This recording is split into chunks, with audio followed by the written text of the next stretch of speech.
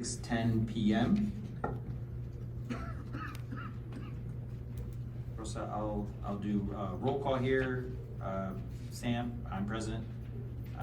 Stephanie, not present, absent. Rosa, present. Ryan, Present. Ashley, Present. Jeff, Present. Sonia, absent. Dwayne, Present. and then staff. Dr. Davion Lewis, and other staff here. Oh, and then other absent would be Karima Fowler and Leslie Wesley. And we have quorum, correct, Rosa? Normally the secretary would call it quorum, but I think I've usually done it. So I think we've got quorum, so we're good. And so we will start down our agenda. The first will be adoption of our agenda. I move we adopt the agenda. Thank you, Jeff. Second. Second, Dwayne. Any discussion or changes to the agenda? Hearing none, call the question. All in favor say aye. Aye. Any opposition? Abstentions? Hearing none. Next, approval of the March 14th board meeting minutes. Those were distributed prior to the meeting. I move we approve the minutes. Thank you, Jeff. I'll second. Second, thank you, Ashley. Any discussion? Seeing none, I'll call the question. All in favor say aye. Aye. Any opposition? Abstentions? Passes unanimously, thank you. Next on the agenda is adoption of the new date for our May board meeting. Moving that to May 16th. I move that we move the May board meeting to May 16th. Excellent, thank you, Jeff. Second. Excellent, thank you, Dwayne. Any discussion? Just making sure adequate posting and things get done on our website can be updated for that. Thank you, staff. All in favor say aye. Aye. Any opposition? Any abstentions? All right, that passes unanimously, thank you. All right, and then we're still on me. So a couple things. One, really excited about an upcoming event that I know our zone staff has been working on in the West Side Refresh. The event has a focus on mental health. Very excited about what's happening with this event. So I know I can't read this slide, but I think it's May 6th, right? Which is unfortunately my daughter's college graduation day, so I'm actually out of town that day. But I'm very, very excited about that. And thank you to all the staff that have worked hard to make that happen. So please promote and support that event. Very excited about that. The other one is talking about the master facilities plan. So as voted by the South Bend Community School Corporation, the closure of Warren has been communicated to our families. And thank our team for working to implement those changes and to make sure that the transition is as smooth as possible for the families that are impacted and that we're able to communicate what's happening. And thank you to the team for putting together notices and making sure that they're communicated with well. And we welcome questions or comments related to that, the facilities change there at Warren. And with that is the rest of my report. And we will start off with the zone chief and personnel. All right, good afternoon, board, staff, members of the public. Thank you all for being here. So just a few recognitions from me this afternoon, and apologies. I'm still dealing with a little bit of the flu here. But first, I would like to welcome the new principal at Harrison Elementary, Ms. Francesca Jimenez, who is with us. If she stand and wave. So Francesca started on the 10th, a former teacher and coach at Washington. So she is no stranger to the South Bend community, and so we are excited to have her join the zone family. I also want to recognize our Teacher of the Year honorees. As you might recall, I believe it was last Wednesday, across the district, all the honorees in both the zone and the district schools were recognized. A very special ceremony. And so our Teacher of the Year at Coquillard, second grade, Miss Sarah Rodriguez. Second grade at Wilson, Miss Angela Pedroza. at Harrison, also second grade, we have a kind of a role here on second grade. Miss Shalise Combs. Warren, kindergarten, Christy Krazan.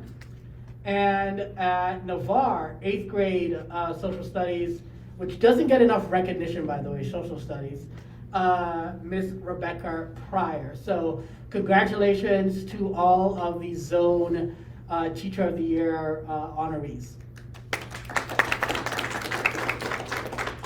I will jump in quick and say something. So I was blessed to be able to help present these awards at the SBCSC event last Wednesday, and it was just nice to be able to recognize teachers. I think all of them were there except one that ended up being out sick that day, but a real congratulations to, on behalf of the board, to all of our teachers that worked really hard, but those that were recognized this year.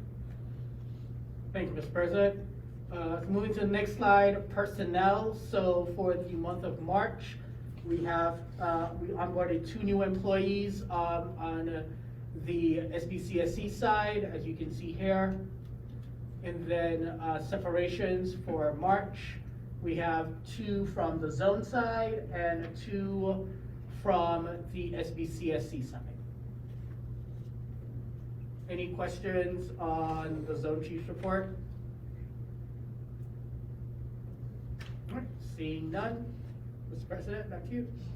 All right, so next on the agenda is the Finance Committee. Thank you. This evening, I'm going to report on the finances of the zone and including a draft budget for next year.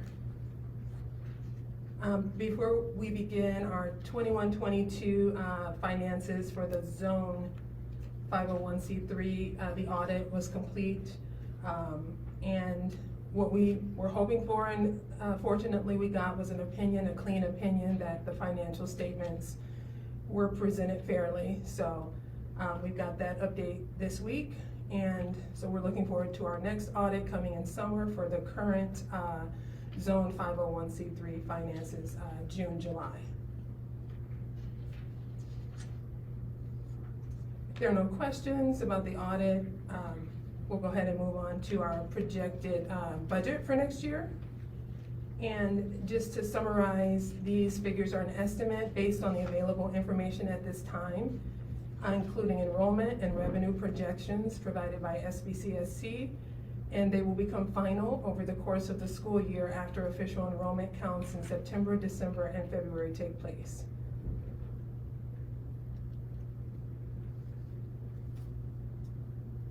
So here is our projected revenue for the 23-24 school year. You can see column 1 is the source of funds, second column is prior year, and third column is 23-24 school year, and then the difference. So overall, high level, we're going to experience a decrease in revenue of over $3 million. And that's primarily a function of average daily membership or average daily attendance. And this is also a trend that the district is experiencing. It's not just the zone. So in this revenue projection, we are also underestimating revenue and have a conservative approach to budgeting. So we're gonna underestimate our revenue and we're gonna overestimate expenses. If there are no questions, we will move to the next slide. So we based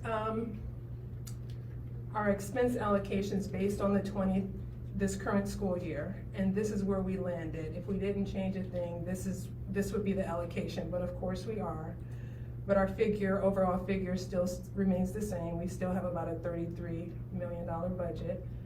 As you can see here, the expenses are divided by school level or cost center. So you see Navarre first, then Coquillard, then Warren, and the grand total that was allotted to each school.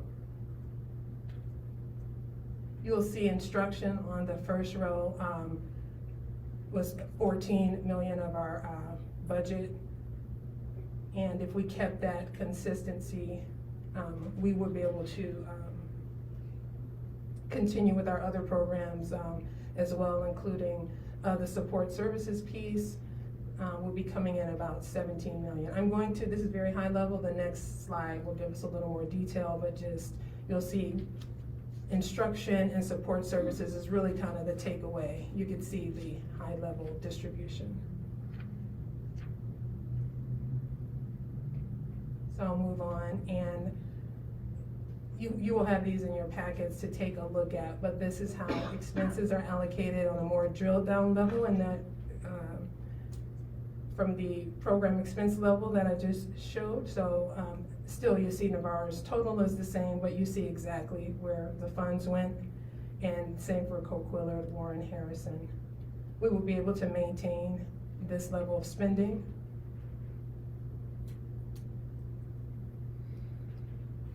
We will discuss a few items.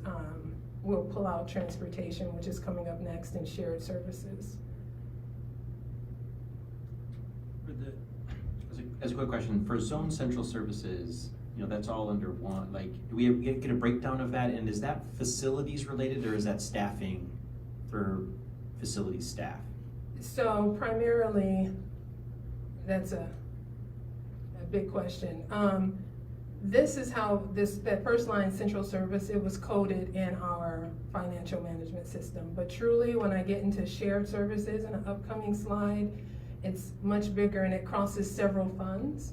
So it's actually paid out of about 5 different funds by the time you account for our shared services. And so the shared services would include, to your point, I believe, and you can correct me if I'm wrong, it would include the water, the electricity, the gas, the maintenance, facilities, even the substitute teachers, the nurses, all of that is a part of our shared services. So we've got direct expenses of about 3 million, directly payments that go out on our behalf, and another 3 that is kind of withheld out of our operations and referendum fund to cover the services that the administration provides for us, from special ed to HR, all the way up to the superintendent. So that's the bigger shared services picture. That's good, thank you. Okay, so going ahead, moving on to the next slide. Looking at 23-24, we're projecting that, using that as a basis, that our per pupil spending will be $11,600 per pupil, which is pretty high compared to not only the district but to other schools as well. But that's the intent of the zone, to provide more intensive services to these students. So that is what's happening in terms of the expenditures. Just a bit on shared services. To include, that also includes transportation and everything I just mentioned to you, Sam. We're looking at an overall cost that funnels through the district of $8.2 million.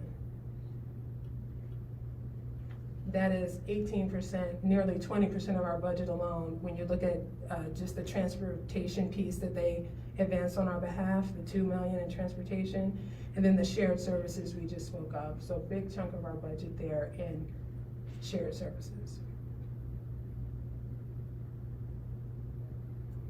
For 23-24, our staffing levels are projected to decrease by 35 full-time equivalents, and some of those are coming from the Peace Builders, which have been informed, and the IDFs.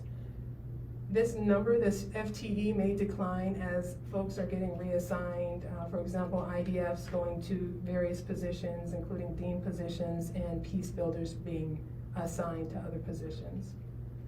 But as of now, we're looking at about a 35 full-time equivalent reduction in staff. And then you can see the subsequent cost reduction here.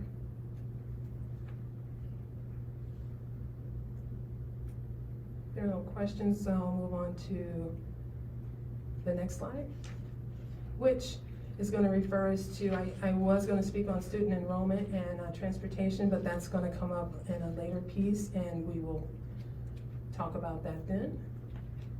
But finally, looking ahead from the finance office, you may have all heard that we were facing this budget cliff, which we are because ESSER is going away. ESSER funds have to be expended by September 2024. Luckily, it appears the budget cliff, not luckily, we've implemented a number of measures so the budget cliff wouldn't hit us starting this year. So the budget cliff will be more in effect for next school year, meaning 24-25. Some of the things that we did was had a conservative approach when we heard about this budget cliff. And so we streamlined relationships with our vendors. We held off hiring some positions and things of that nature to bring down expenses of the zone, and including but not limited to renegotiating, so to speak, our transportation contract, or at least redesigning it. And they've been a great partner with looking at all our costs, you know, looking under every rock, looking at expenses. So looking ahead, here's some bullets for us as you review this later. Next steps actually coming this week, we need more stakeholder input. So we're reaching out to principals of each building, discussing staffing allocations and their input on the budget. And we will be finalizing the budget thereafter. Again, just keep in mind, we will be reallocating expenditures, but it will be essentially within that $33 million budget range. Finally, this budget will be loaded into, we're still working on the project of loading this into our software so it's more transparent, easily accessible, and also into the district systems. And that's all for the finance and budget report. Are there any questions, concerns, comments?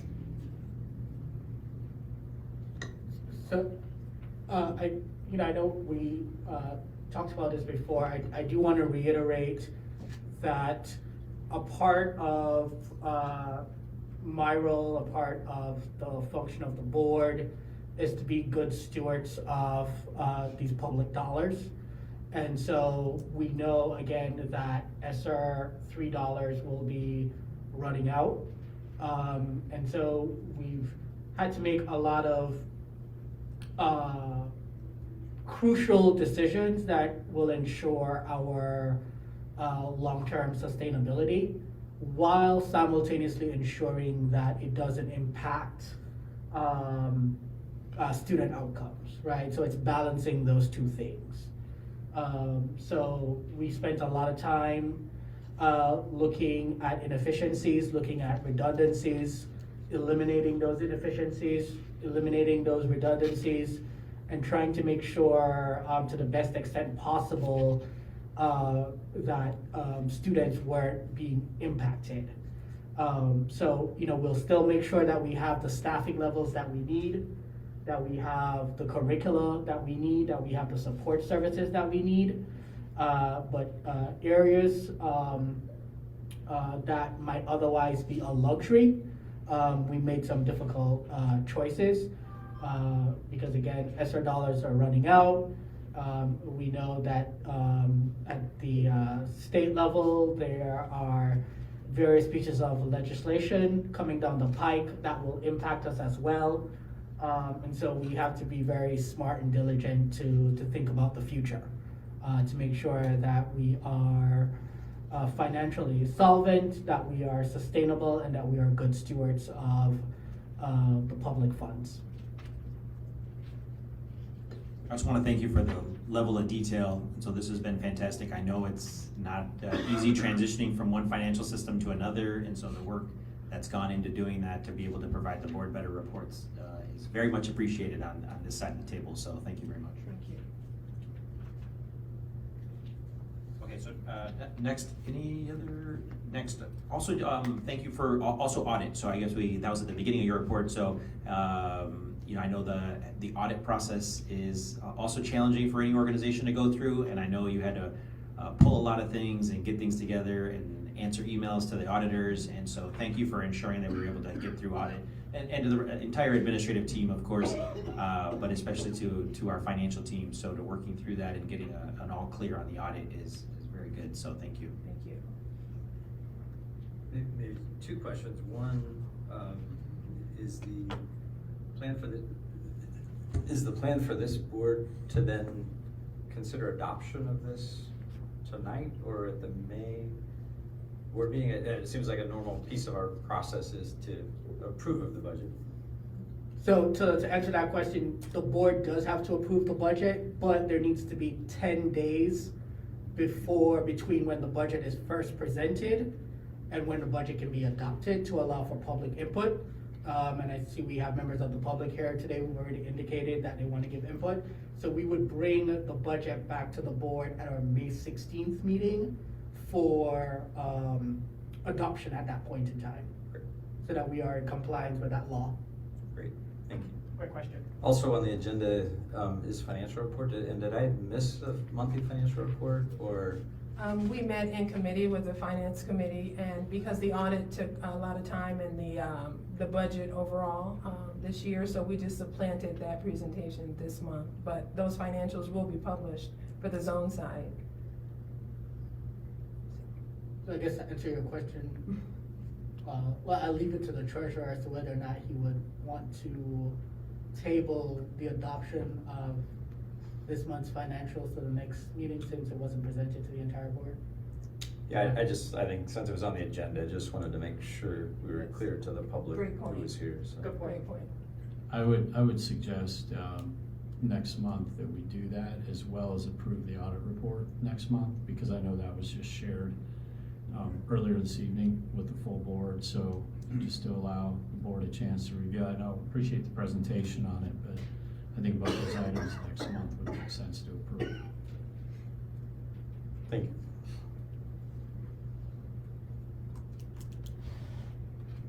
Seeing no other questions on the finance committee report, we will move on to focus reports. And first is Q2 focus groups.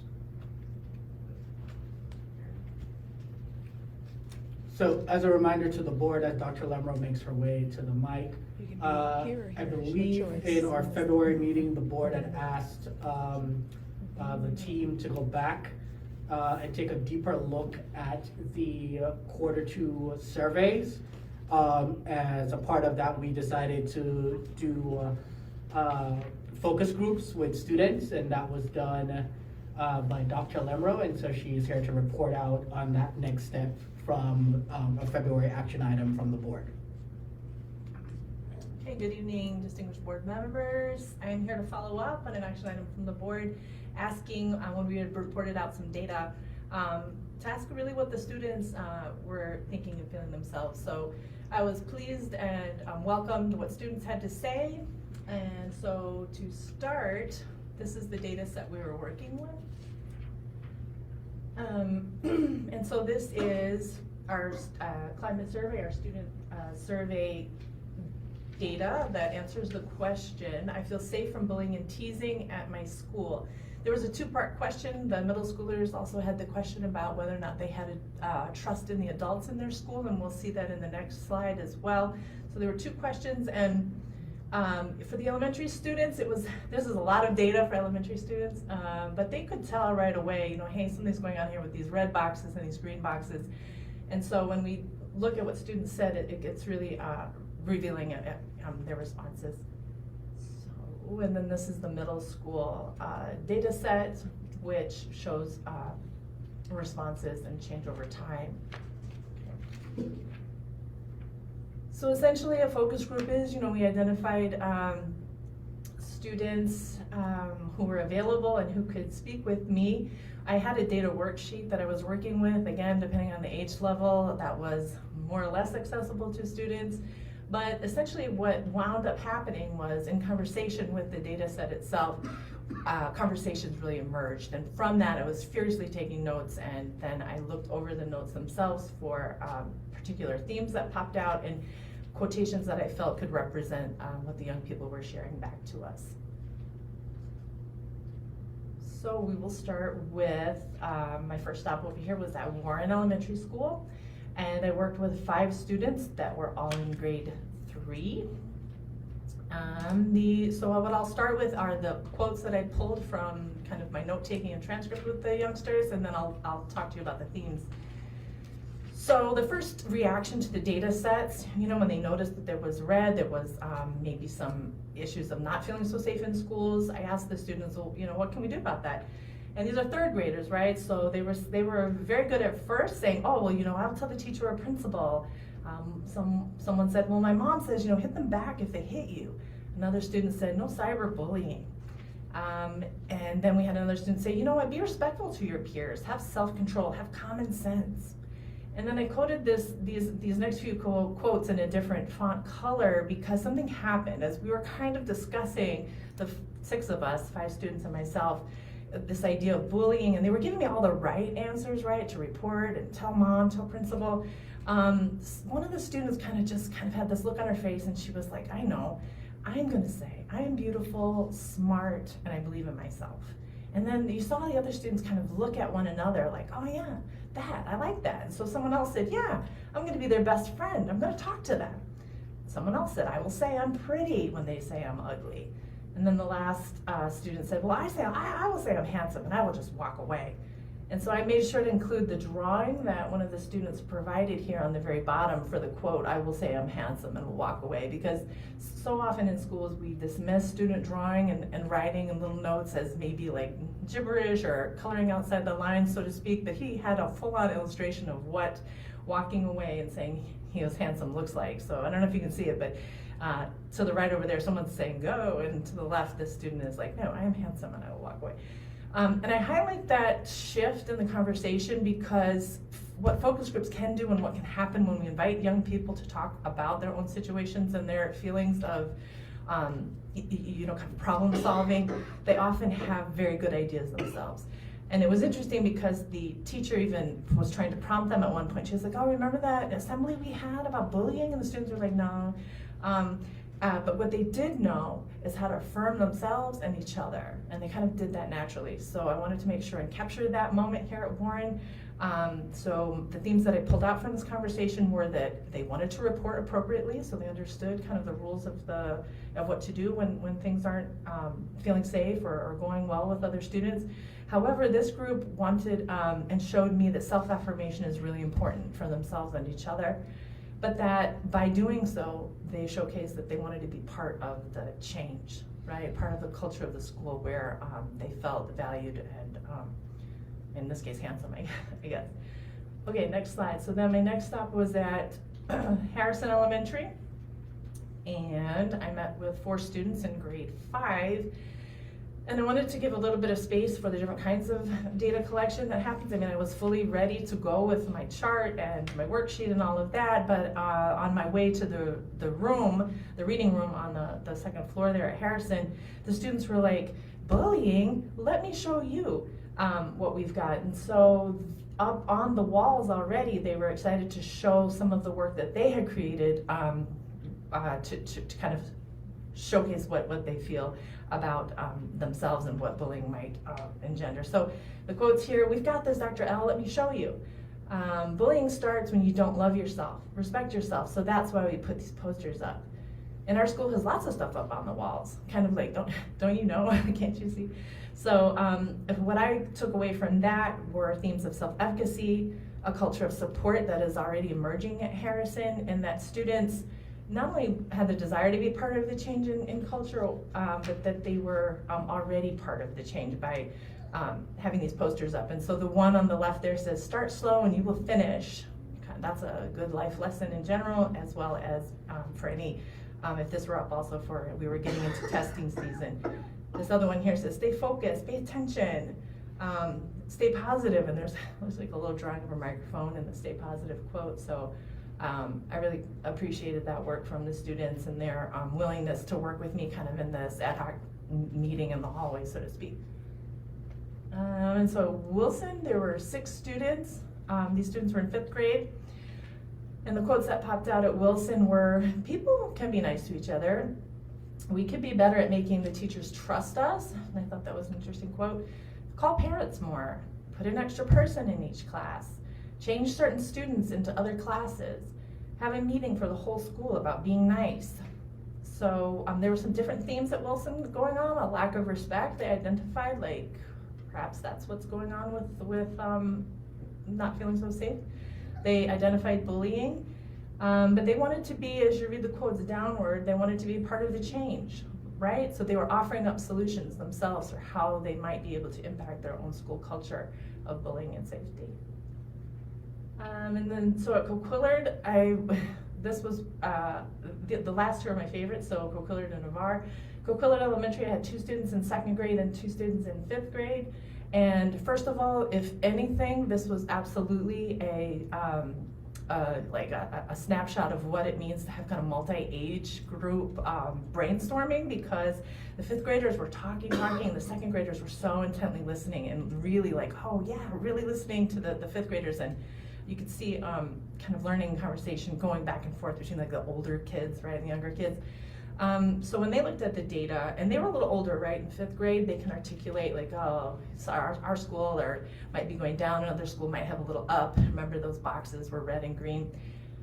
So then someone said, well, I feel bad. The students don't feel safe, but thinking kind of other students. Someone said, younger kids probably are getting bullied by older ones, right? They're very keen young people, they know what's going on. A lot happens on the buses because there aren't teachers there. And then this last quotation, sometimes you can't go to teachers because they will yell at them, the bullies, in front of the whole class, and then the bully gets attention, more attention, and then the cycle just keeps going. Better to pull them aside quietly. So I was like, wow, that's pretty insightful, right, for a 5th grader. And then be nice, stay positive, or stay pleased as kind of closers.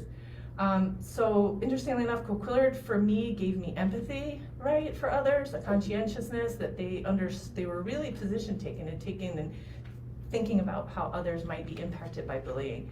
But again, they want to be part of the change, right? They were offering up solutions that we could learn from, absolutely. And then at Navarre, so Navarre had some quotes. So Navarre Middle School is a little bit different because I met with the 8th grade student council. So these are our leaders in the building.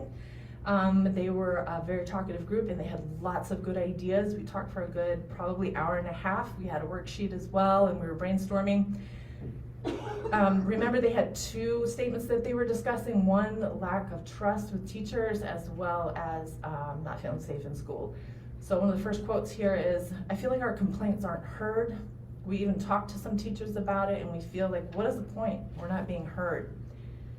Students said we shouldn't feel sexualized at school.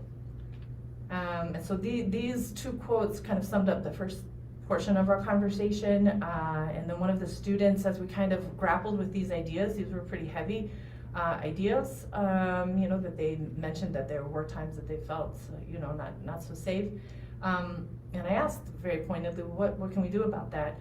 And one of the young women actually said, you know what, I have a feeling, I think we need to create a Speak Your Mind box for student anonymous submissions. And she beautifully articulated how this could be something that was centrally located. It didn't have to be somewhere noticeable, right? At first they were bantering back and forth. Should it go in the cafeteria? Should it go in so-and-so's closet? Where should we put this box?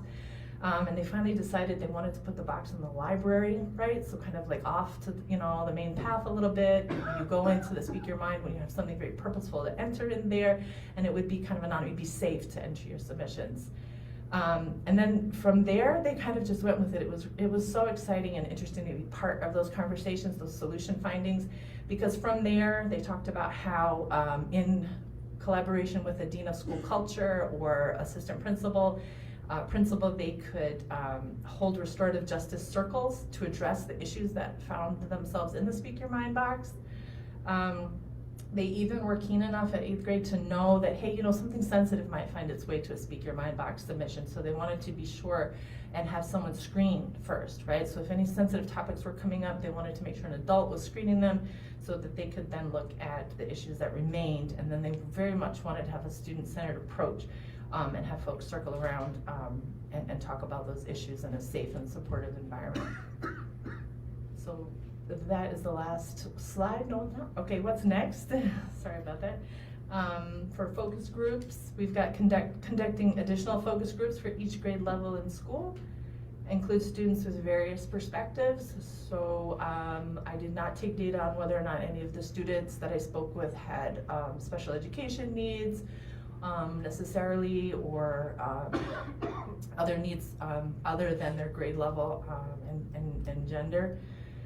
Synthesize findings and contextualize with other data sources, so we could triangulate this data with some of our other data in terms of academic data, attendance data, discipline data, engagement, share findings with broader audience of students and teachers and building leaders, right? And we did that. I had a talk out with principals, and I think it was really enlightening. They were very appreciative of this data, which gives our kids a literal voice in the conversation rather than always crunching numbers about student data.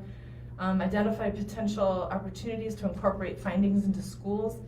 For example, the Speak Your Mind box, or perhaps even asking students to dig down into that idea of self-affirmation, right? We can connect that to academics, absolutely, and have students be writing their own stories, right? As in an autoethnography, share that out. What does that look like in their writing classes? What does it look like for performing arts or a spoken word or poetry slam or something like that? Define roles of stakeholders, ownership by student councils, teacher, implementation.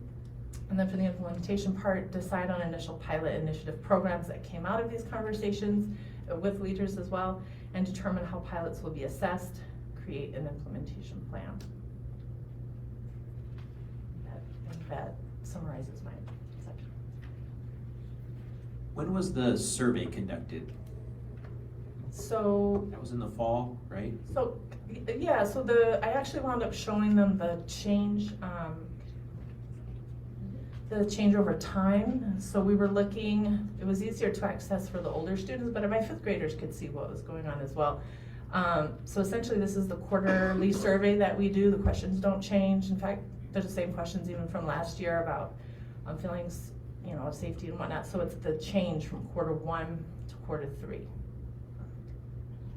Just wonder, and part of what I was thinking about with like focus group timing and thinking about like implementation of like quarter reset. And so wondering if or when we'll see some change related to that, because this would have been so early, Right. into the implementation of some of those changes. So seeing ideally those conditions improve, and then also thinking, like the comment about like we say something and nothing happens, that ideally now, right, we've got an implementation, we're trying to do something, so the students will now get to see that there's changes related to us thinking about school safety more. Yeah, definitely, hopefully. We've got another quarter. Do you feel like you have a representative sample of all the schools from the focus groups that you had? Yeah, that's a great question. Like I said, aside from gender, race and ethnicity, I didn't tally them for any other coding identities, but I do feel as though I got a good sampling.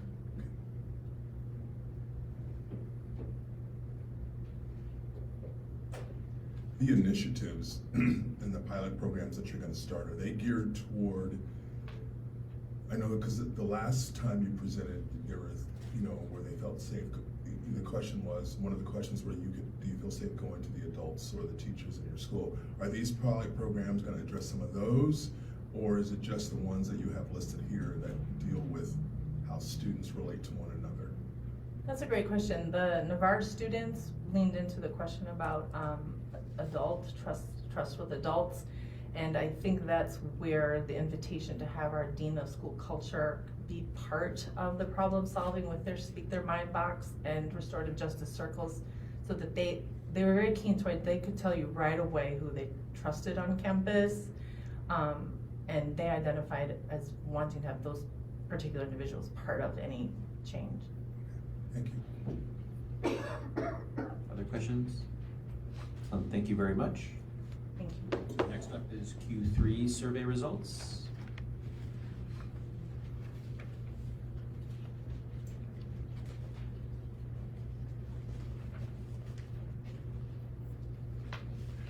Good evening.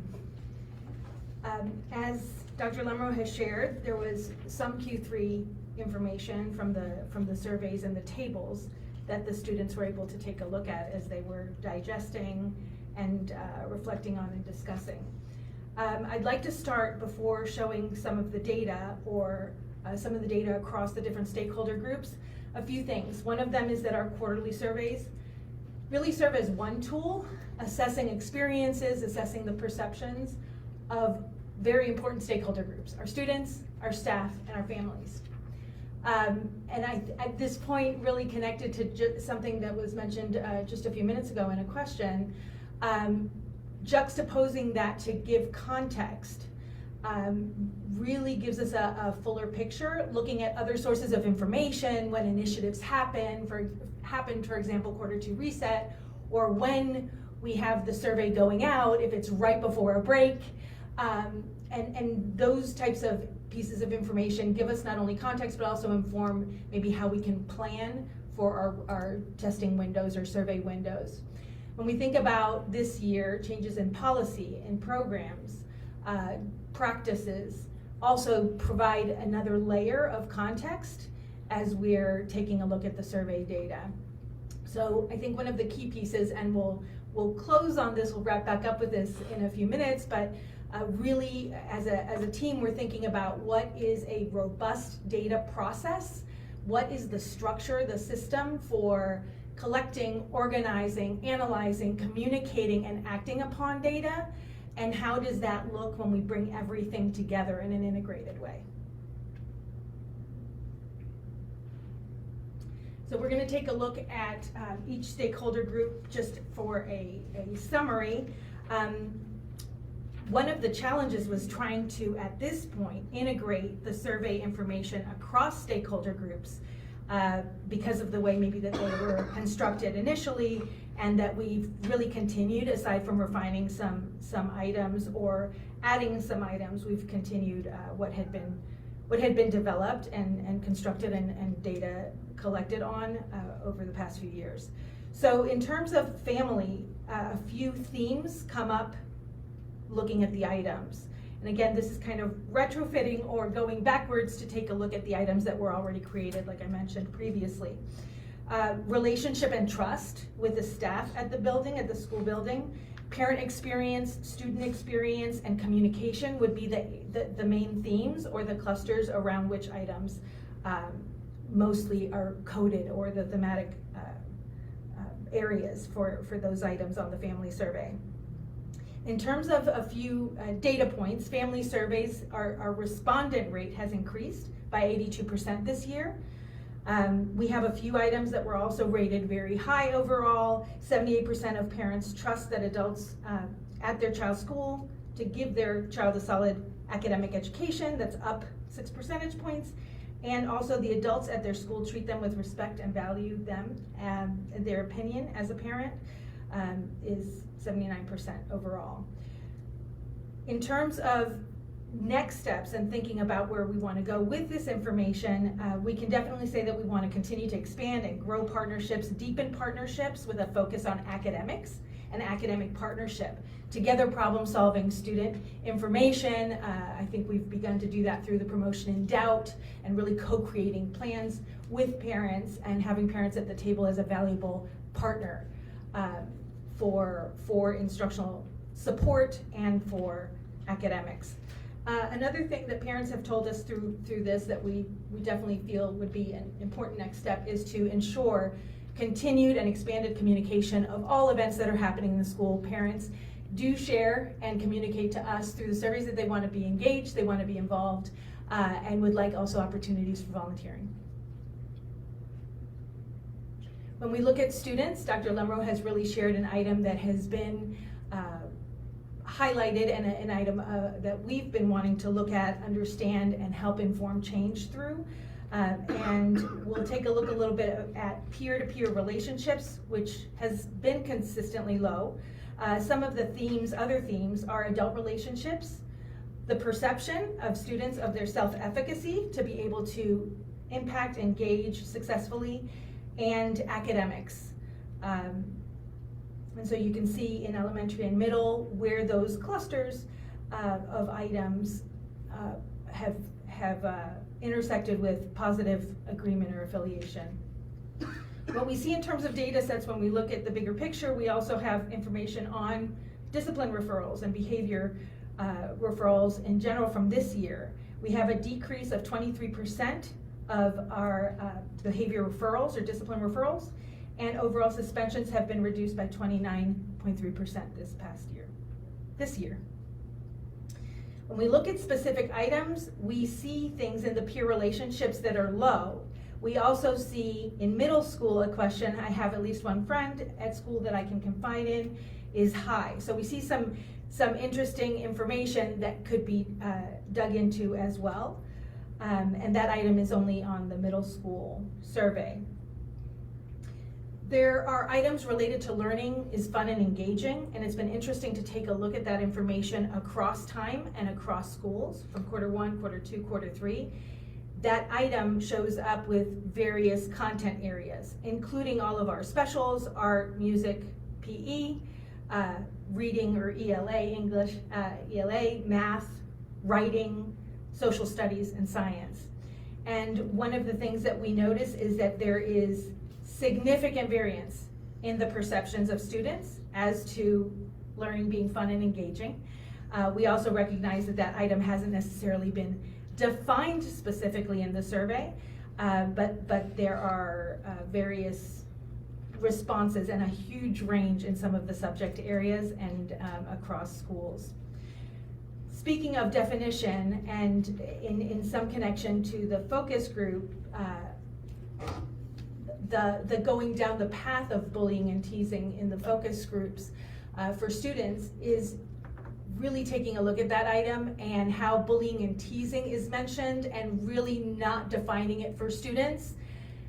We just don't know what they are responding to. And so as we look at, again, a robust data process, one of the things, and I'll mention it in a little bit, is what do the items say and how can they be clear so that we know what students are responding to when they answer positively, negatively, or in between.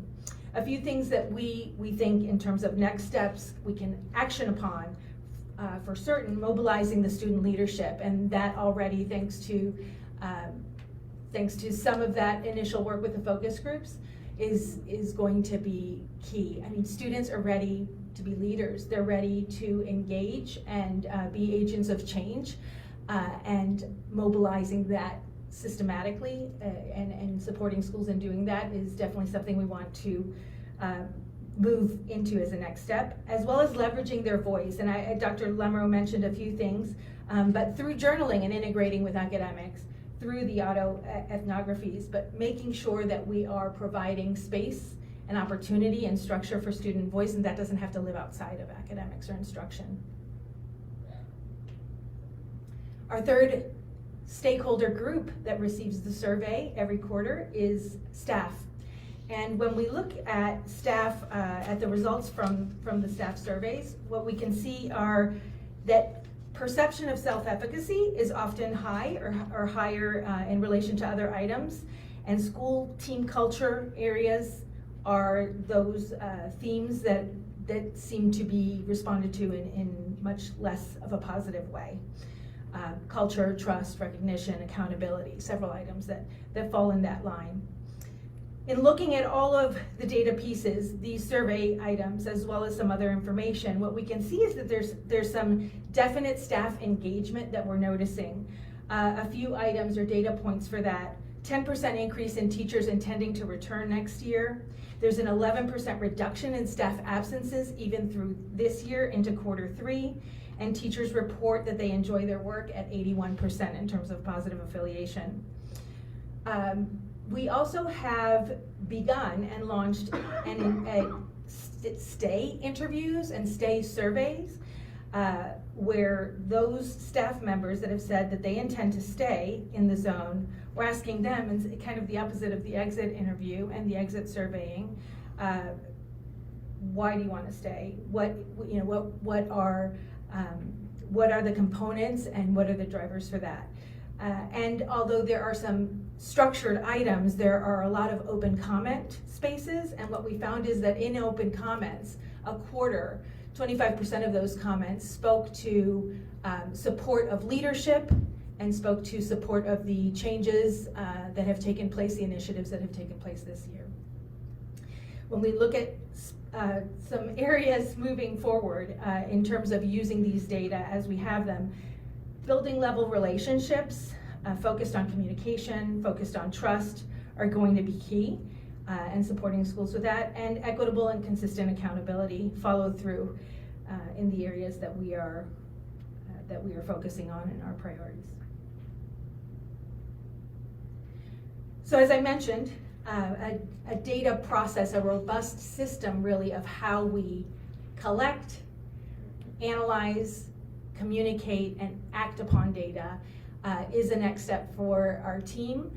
Some of the key pieces that we want to make sure are part of that, implementing comprehensive data processes, right? So that each of those areas, how we're collecting, what we're collecting, organizing, analyzing, have timelines and have cycles throughout the year. Creating a cohesive data collection plan not only considers the data sources, the who we're going to obtain data from, but also the methodology. Surveys are one great tool for that. There are other ways we can collect information through observation, through reviewing permanent products and the things that teams are working on and doing. And so depending on the specific areas and indicators or the areas that we're trying to get information on, we most definitely want to use different methodologies to be able to triangulate information wherever possible.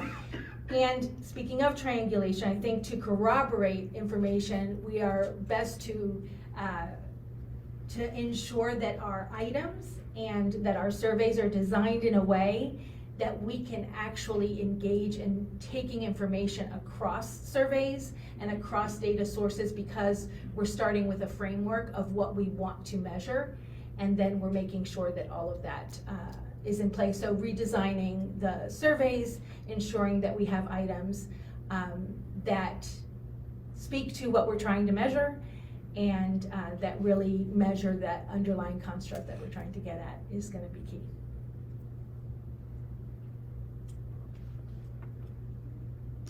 A couple quick questions, and thank you. I think some great information. I think one of the challenging pieces for us, since maybe the day we got here, we've seen about 9 gazillion different data points. They all look a little bit different each time we're together, so it's a little bit harder to compare over time. On your last slide there, you talk about this, I'm sorry, the one you just had up with the circles on it. You talk about creating the cohesive data collection plan, implementing the comprehensive data process. What's the time frame involved in putting those together? That's a great question. Sorry.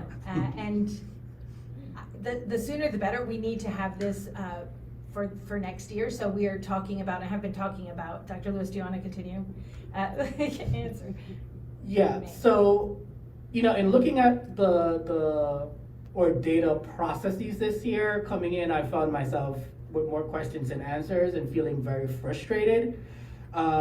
It's one thing to collect data, it's another thing to put it all together in a way that is cohesive and that you can do something with it. And that was something that was lacking for us. The other thing is that we have to make sure that we're collecting the right types of data. So, this survey, which we've used for now 4 consecutive years, there are evidence-based, reliable surveys that already exist that are sponsored or promoted by the Department of Education and other respectable authorities. That would be more useful. And so, as the team and I were talking, it's like, okay, we've been using this survey. I'm not sure who created the survey, why they created the survey, when we could have already taken, more reliable instruments that already exist. But the question for the team was, do we want to do the right thing? Or do we want to keep the longitudinal data that we have over 3 years? And so my direction to the team was, it's better to start fresh using a reliable survey tool than to have 4 years of unreliable data. So that's a part of the challenge. And again, it's just one of those things where we don't always need to recreate the wheel. If there are scientific-based surveys that already exist, we don't need to recreate something just to say that we created something. And so looking at all these survey data points, we walk away with more questions and answers. So you have on one question students saying, they don't feel safe, but in another question, students say, I enjoy coming to school. Those two data points don't correlate, right? So it's like, how do you ask the question? What's the sequence that you ask the question? I mean, Dr. Lemmer and others who spend a lot of time thinking about these things, there is a scientific method to asking questions. And so I'm basically, for lack of a better phrase, throwing it all out and starting from scratch. Because we have all these data points, it's not necessarily the right data points, and we're not putting it together in a way that gives us useful information. Because there's also another data point that kids don't feel that they're challenged enough, but then you see something different in their academic performance. So we're gonna try to get something built from the ground up starting for next school year. I'm trying my best to move as quickly as I can. The team and I, because it's not a one-man show. Hopefully that answers your question. And so if there's 900 gazillion questions or data points, they will all be tied to, something that So, has I mean, evidence and makes sense. Where I'd like us to get to is a comprehensive data dashboard, which also includes a balanced scorecard, and we can see how we are doing across various indices. None of that exists right now. So we look at things in a vacuum, and it's hard to make sense of anything.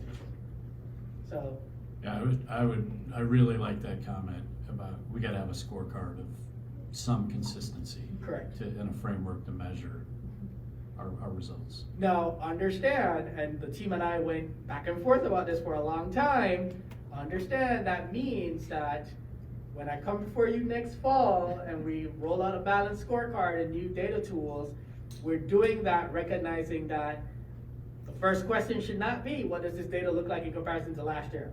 Because we're basically throwing away the first 3 years worth of data. We'll try to keep what we can, so even with the themes that we have right now, the way the survey is created, there's no coding with correlated themes. So, I look at Dr. Lemro and Abby and the team and say, hey, can we go back and try to code these things? And Dr. Lemmer is like, huh? That's more work for her. And she really did a good job of trying to pull out a bunch of themes from random questions. And so even these themes that are here right now, I'm sure depending on how others might look at it, might be able to pull out other themes. So again, understand that this is where we're trying to go moving forward, but it comes at a cost of historical data. Yep. So I have a witness to that when the board asks next year about I historical. will volunteer to punch Mr. Ray when he asks that question. Well, that's no bullying. I resemble that. No bullying. That's right, yeah. Mr. Ray, you are handsome and you're gonna walk away. There. As said by the That's student exactly what I was thinking. at Harrison. Right. So, back to trying to utilize some data, because there's some in particular related, whether it be some discipline or attendance or some of those things. Some of that's like in my head a little bit like academic performance, discipline, attendance are three pretty crucial pieces that from the beginning. So we will still be able to see some of that historical, because I think we saw some data points in there Yes. related to some of that. So it's not everything. It's really It's more like the survey The based, survey, right? So again, as an interesting juxtaposition, right? Students saying, don't feel safe, but we see that there's a 29% decrease in referrals and a 28% decrease in suspensions, right? So, how do you kind of triangulate those data points? Which is also another reason why, again, Dr. Lemro's work of the focus group is important, so that you get this value-added qualitative data that you don't necessarily get in a survey. So there's just a lot of work to be done in terms of how we use data, and climate data doesn't live in isolation or in a vacuum, right? You should be able to look at climate data and triangulate that with academic data and create a picture. Great questions. Any other questions? Okay. We'll move on to, You as well? Yeah, you're ready to move on, yeah, go ahead. talk about academics for a little bit. We're going to focus on iReady. iReady, as you all know, is taken 3 times a year. We collect the information in both reading, ELA, and in math. And for 3rd through 8th graders, the end of year data collection benchmark took place before spring break instead of at the end of the year, which has typically been the window. Kindergarten through 2nd grade will take iReady, and we will have that benchmark information for end of year at the end of the year. So mid-May is when we will be collecting information from kindergarten through 2nd. This information is 3rd through 8th. With that, we'd like to share a few summary points, overview points, and that is that in looking at our 3rd through 8th graders and looking at the number of students, the movement into on grade level or above grade level, those have increased from fall to spring in reading by 2.2 times, and in math by 5.3 times. We'll take a look at a graph in a moment. We have 184 fewer students that are moving out of the larger gap of 2 or more years below grade level in reading, and 202 fewer students in that same category of 2 or more years below in math. And in terms of annual typical growth goals, which are set by the iReady system based on where students are, we have 48% and 37% respectively for reading and math that met or exceeded their annual typical growth goal by March. I would assume, I would assume, not to belabor the point about scorecards and benchmarks, but I would assume that examples of data like this, that we can track this year to year. That'll be part of some basic analysis going forward. I assume, is that fair to say? Yes, and with iReady, I believe it started in the 2020-2021 school year. So we have several years of information, and that will continue. Here you can see a visual of that movement in terms of that goal of getting more students early on grade level and into the mid or above grade level categories. 108 more students have moved in onto the right-hand side in that dashed line box. And on the left side, we see the category we want students to move out of, which is 3 or more grade levels below and 2 grade levels below, and we have 184 fewer students in that area or those placement levels in reading. Yes, the same for math, the same visual, and you can see the movement. In this case, 202 fewer students that are in the larger gap areas of 2 or more grade levels below. And you can see 103 more students have moved into the early on grade level and mid or above grade level placement areas in math. And that has increased, on grade level has increased by 5.3 times. We're gonna look at placement levels here as well, but now in relation to the annual typical growth goal. In reading, 48% of students overall for grades 3 through 8 met or exceeded their typical annual growth goal, which doesn't speak to what placement level they'll be in. Instead, it's speaking to the growth set by this by the platform setting a goal for the student based on placement levels. What we can see here is that this is based on their placement levels at end of year. So their March placement levels when they took this test. Dividing and disaggregating that information shows us where the percentages are highest for the students that met their annual typical growth goal and where they're the lowest. And in this particular case, we can see from the highest placement level to the lowest placement level on the right, we can see kind of that step and the percentage is changing. We know that our sample size is also higher on the left side, but wanted to note, and we'll kind of dig into some other growth information that will continue that story. We wanted to make sure we had all of the data points. You can see the same thing for math here. 37% of students overall met or exceeded their typical annual growth goal across placement levels. But when we look at where they were in terms of placement level at the end of the year, when they took the test at the end of March, you can see pretty much a similar, almost identical pattern with mid or above grade level, 78% of the students in that category or in that placement level having met their annual goal. You can see also that our 2 and 3 or more grade levels below had a lower percentage of students meeting their goal. And again, that's a growth goal based on where they are. It's not necessarily a proficiency type of goal. One other way to slice this information we wanted to take a look at and share is based on the beginning of year placement levels. So where these students started this school year, that placement level, wherever they were, 1 grade level below, 2 grade levels below, or early on grade level, we have seen some variance in their meeting their annual typical growth goal. And here we were able to take a look at it in comparison to last school year. So although it says 21 and 22, it's 21-22 and 22-23. My apologies for that.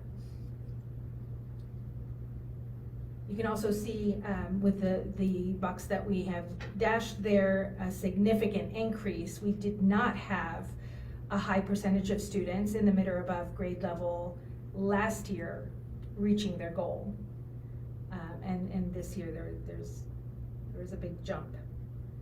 In general, the pattern for 2 or 3 or more grade levels below, also increasing, and then some decreases in that early on grade level and approaching or 1 grade level below. Lastly, in these charts, based on the BOY placement levels for math, there is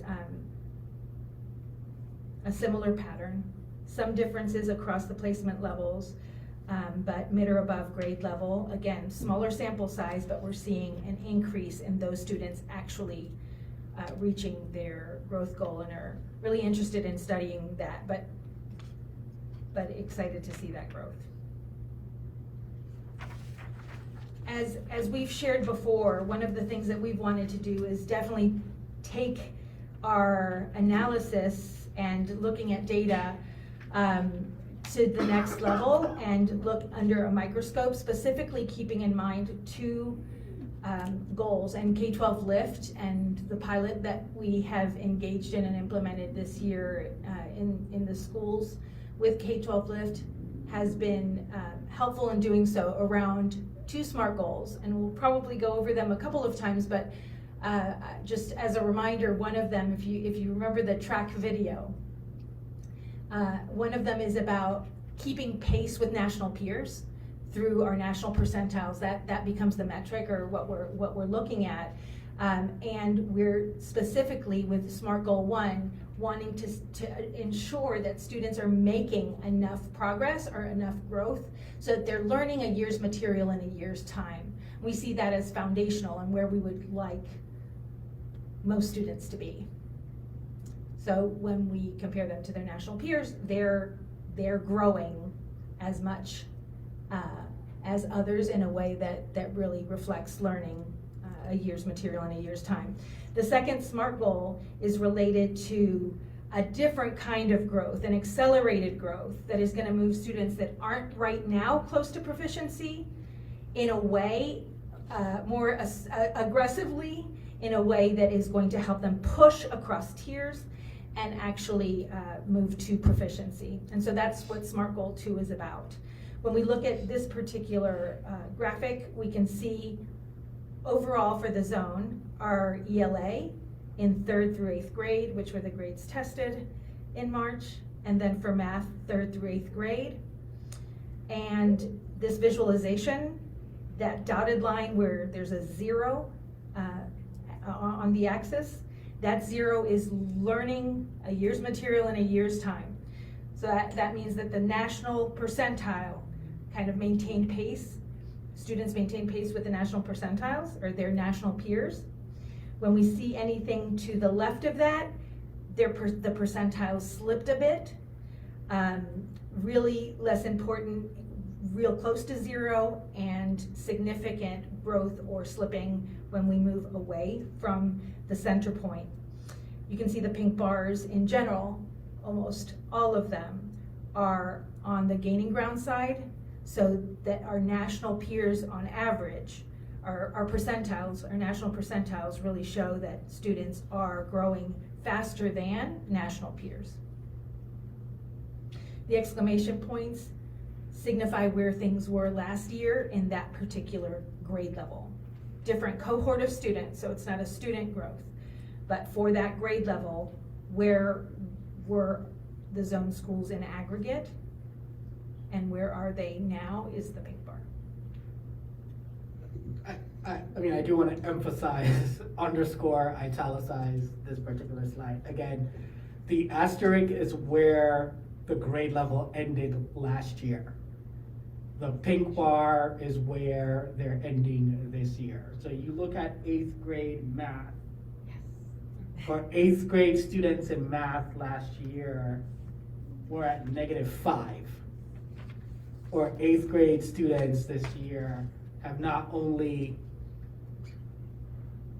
closed the gap to 0, they've then made gains.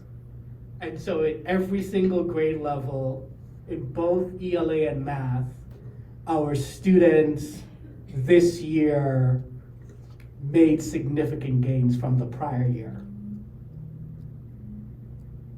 In every single grade level. So I do wanna underscore that. So, our team this year, we can't do anything about where students coming in, but we've certainly done something about where students are ending with us at the end of just 1 year. And it's not even 1 full year. So I do want to emphasize that. Now, is it where we want to be? Absolutely not. But I think this is pretty encouraging data here. Again, look at where our students, where those grade levels ended last year, and the pink bar is where they're ending this year.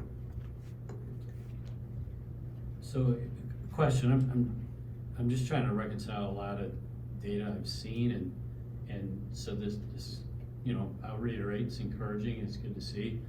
I know there was APR information published fairly recently, and I think that's based on a lot of iLearn type information, and our results were very mixed at best, I would say. So again, I'm not discounting the progress here, but I'm trying to reconcile between what the state's showing, and I don't know if that's just, if there's different mechanisms, or I don't know if you can speak to that, or maybe help clarify kind of where we're at within the state's measurement of us year to year. So I'll start. So this is not iLearn. Right. iLearn is Right. actually happening right now, and we will get iLearn data pretty shortly. So what you're talking about is iLearn data. This is purely iReady. Right. And so in one of the slides that's coming up, it shows all things being equal, the correlation between iReady and iLearn. And so if a student scores X on iReady, they're projected to score X on iLearn, plus or minus 5 or whatever the standard deviation is. But what the state is reporting is iLearn, and absolutely you're right. Or iLearn, to say mixed is generous, so I wouldn't necessarily say that. We certainly have a lot of work to do there. But our students this year are taking iLearn right now, so I won't have the iLearn data just yet, but when we get it, we'll report it, and we'll be able to triangulate that against iReady. Yeah, thank you. And that's what I was curious about, why there's appears to be a difference. Well, But maybe we'll see it shake out as they're undergoing the iLearn. well, the iLearn data from prior years correlate to the iReady data from prior years. So the asterisk here is based on iReady prior year. And if you're saying, which we all know to be true, is that the iLearn data in the prior year was mixed at best, then it would correlate to the asterisks that you're seeing here on iReady. Now, am I saying emphatically that when our students take iLearn this year, that all these pink bars in iReady will 100% correlate to their iLearn scores this year? Probably not, but historical data of their iLearn, which you say is mixed, correlates to these asterisks here based on prior years iReady. Does that make sense? Yeah, there's a lot of timing things going on, there's no doubt. Yeah. Can I ask, I'm having a hard time on this sheet reconciling, so help me, and you likely said it and I just didn't get it. So if we're looking at the asterisk, that's, let's call it last year's third graders who now move into fourth grade, right? Right. So I'm just in my head wrestling with this. This year's third graders are doing better than last year's third graders, or these kids from third grade are continuing, like I'm interested in a little bit of both, right? Because I want to know how sort of each year's doing, but I also want to know that they're making progress from third to fourth and fourth to fifth. And so I think I'm just missing the connection there. Yeah, this isn't necessarily meant to answer the question, how are students progressing from year to year? Although you can kind of get an overall aggregate picture of some of that. It is letting us know, I mean, systemically, what is happening across the board in terms of movement. And when we see all of those exclamation points in the losing ground area, even if most of them are not high in terms of the negative number of normal curve equivalents on that axis, so it's not like tons and tons of percentile points, but we're seeing them over here on the left, and then you're seeing these pink bars of growth.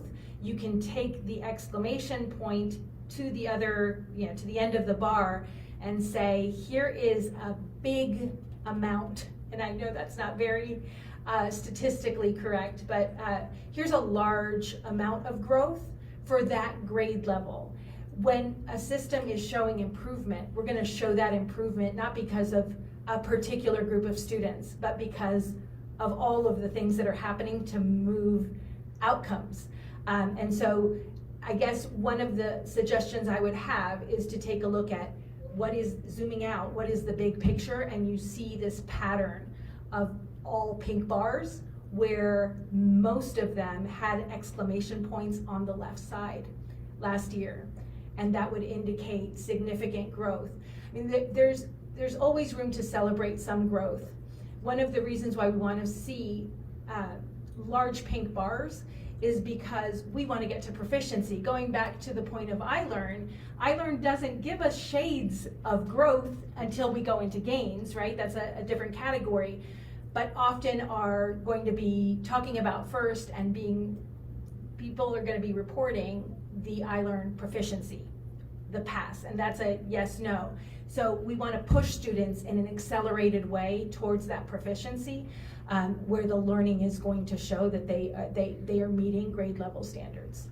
Well, maybe to partially, and one just as a layman kind of looking at the student to think about Jeff's question, how I see it, so I want to make sure I'm interpreting this right. So if I look at 7th grade math last year, the exclamation point was on the right-hand side and was positive. That's the group of students that now is 8th graders this year, right? So their gain is really, in terms of how much more they've learned this year versus how much they learned last year, is the gain from the exclamation point above them, because that was them last year, to the bar below. Right, so it's kind of like they're maintaining, and when we say gain, even maintaining isn't like, it isn't stagnant, because it's saying that they are keeping up with national peers when percentiles are being measured. This axis is really another way to look at percentiles in a way that allows us to have equal equivalence across that axis.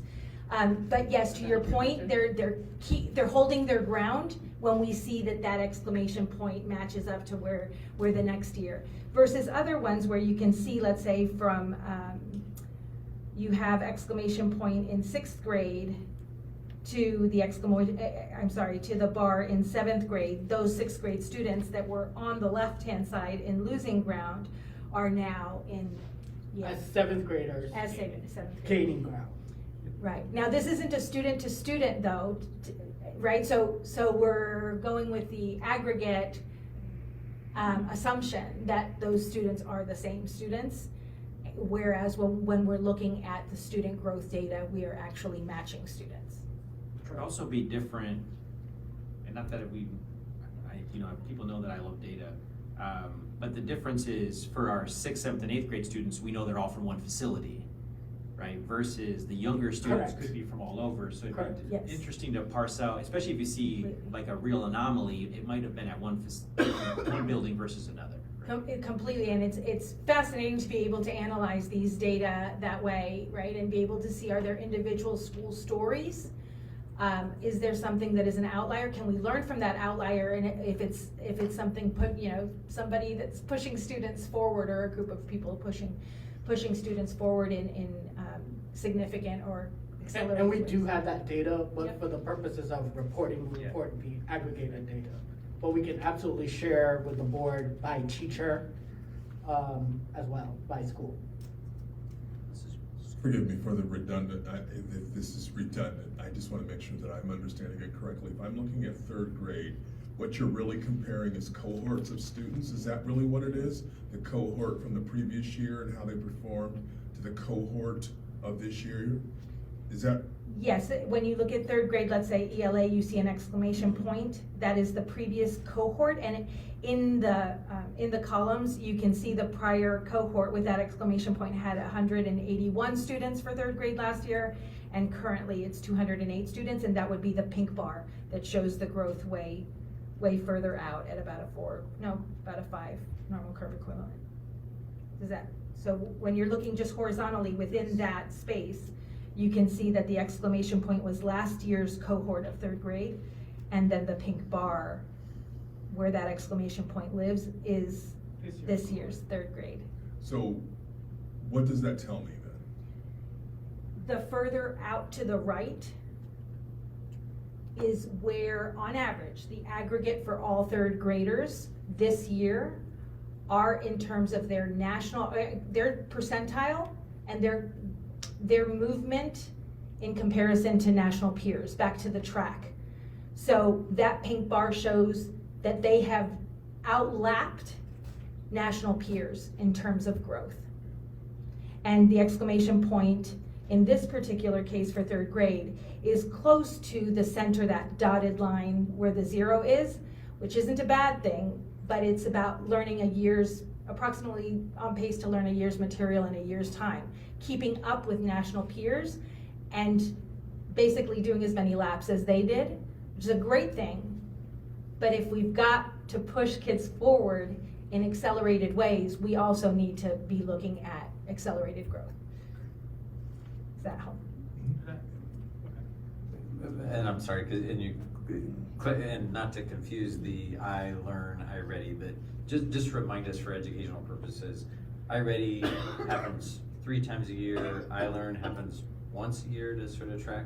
That's correct. iLearn is happening as we speak. Okay. We're in the current window, state testing across the board, and iReady is happening beginning of year. This year it was August. Middle of year was in December, late December, and for 3rd through 8th graders, the end of year has been at the end of March before spring break. So iLearn is the state assessment. iReady is a nationally norm reference assessment. So they look at all 3rd graders across the country for a particular time period, and how do our 3rd graders measure in comparison to all other 3rd graders nationally when they take the test. So 2 different things.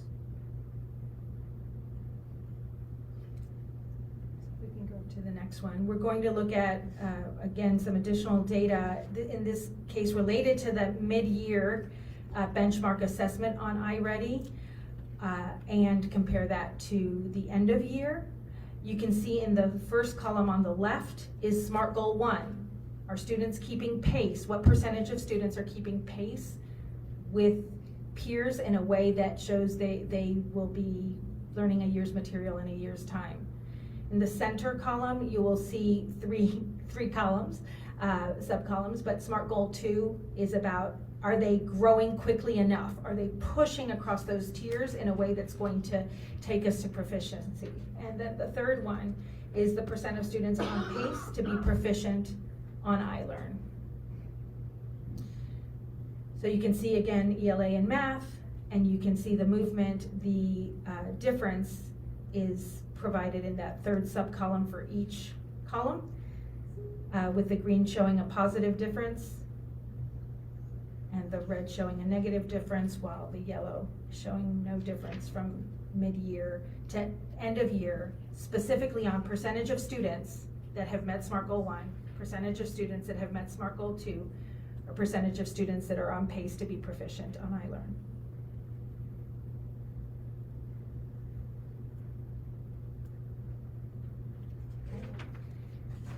This next slide does a little bit of the mapping that Dr. Lewis mentioned a few minutes ago, and that is how K-12 Lift has taken information from Curriculum Associates, who is the iReady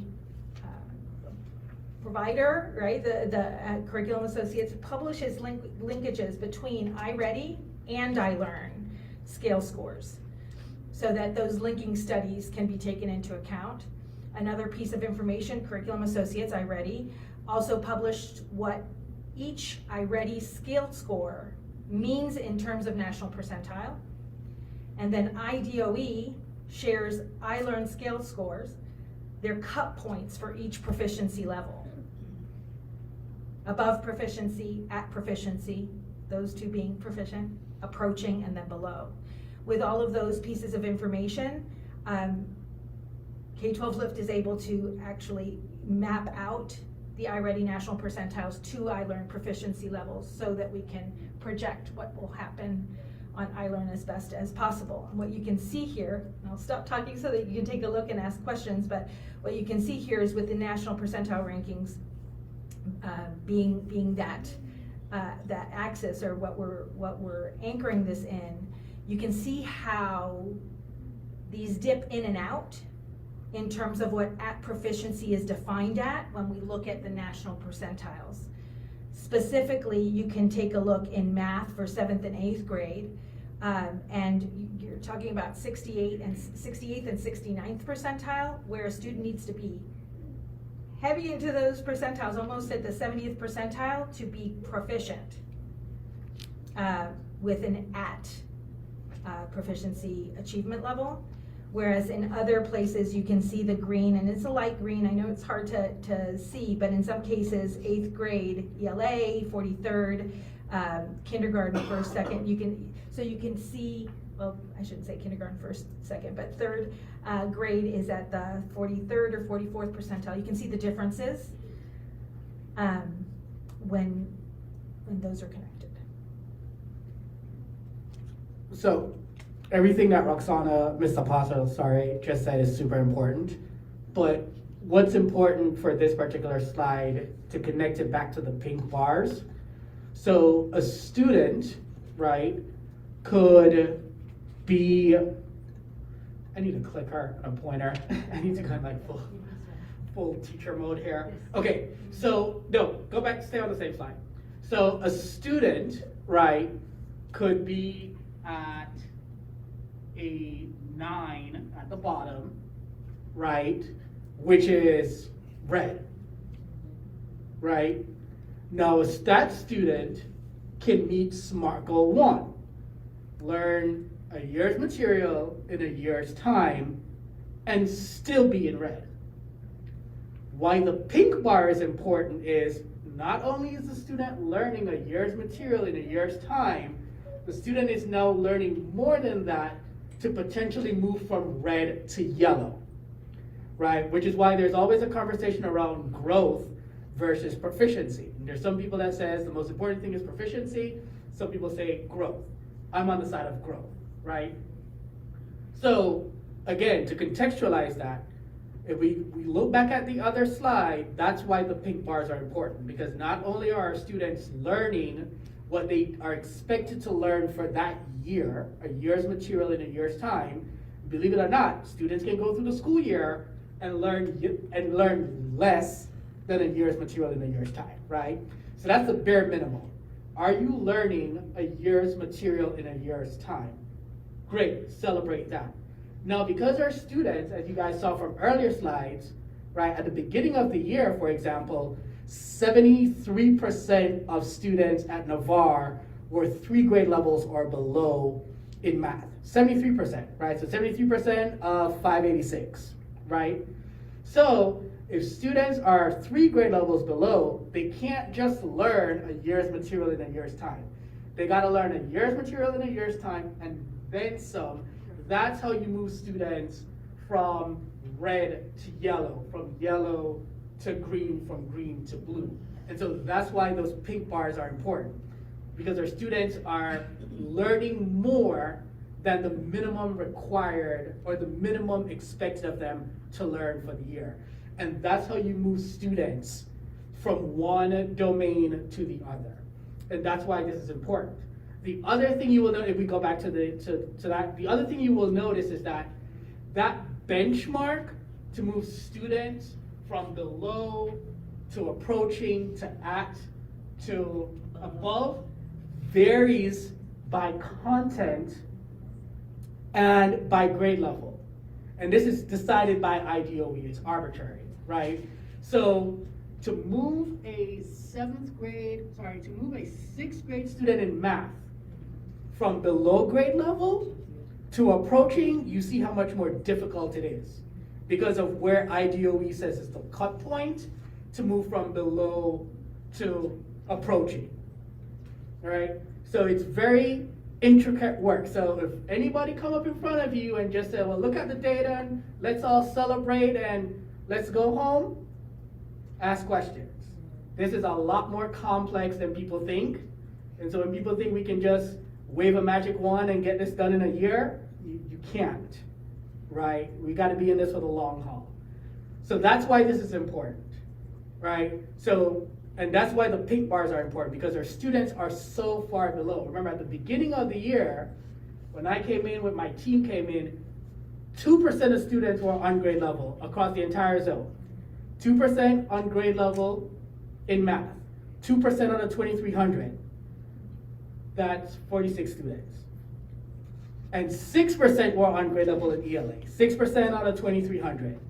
That's 138, if my math is still correct.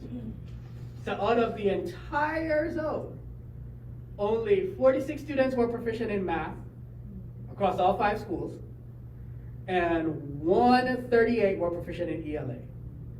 That's what my team and I inherited, that we are trying to move. So we can't just learn a year's material in a year's time. We're trying to learn 3 years of material in a year's time. And that's why those pink bars are so important. So one of your comments just prompted this piece as we're trying to move them. So if I go back to some of these, you mentioned 2,300. That's our. Just for argument's sake. So, but if I add up, sort of the number of students, like from the fall, for example, that doesn't come anywhere near that. So this data is 3 through 8. It doesn't include K2. Sorry, this is just 3 through 8. That's okay. Good. Because or K through 2 isn't taking iReady until a couple weeks from now.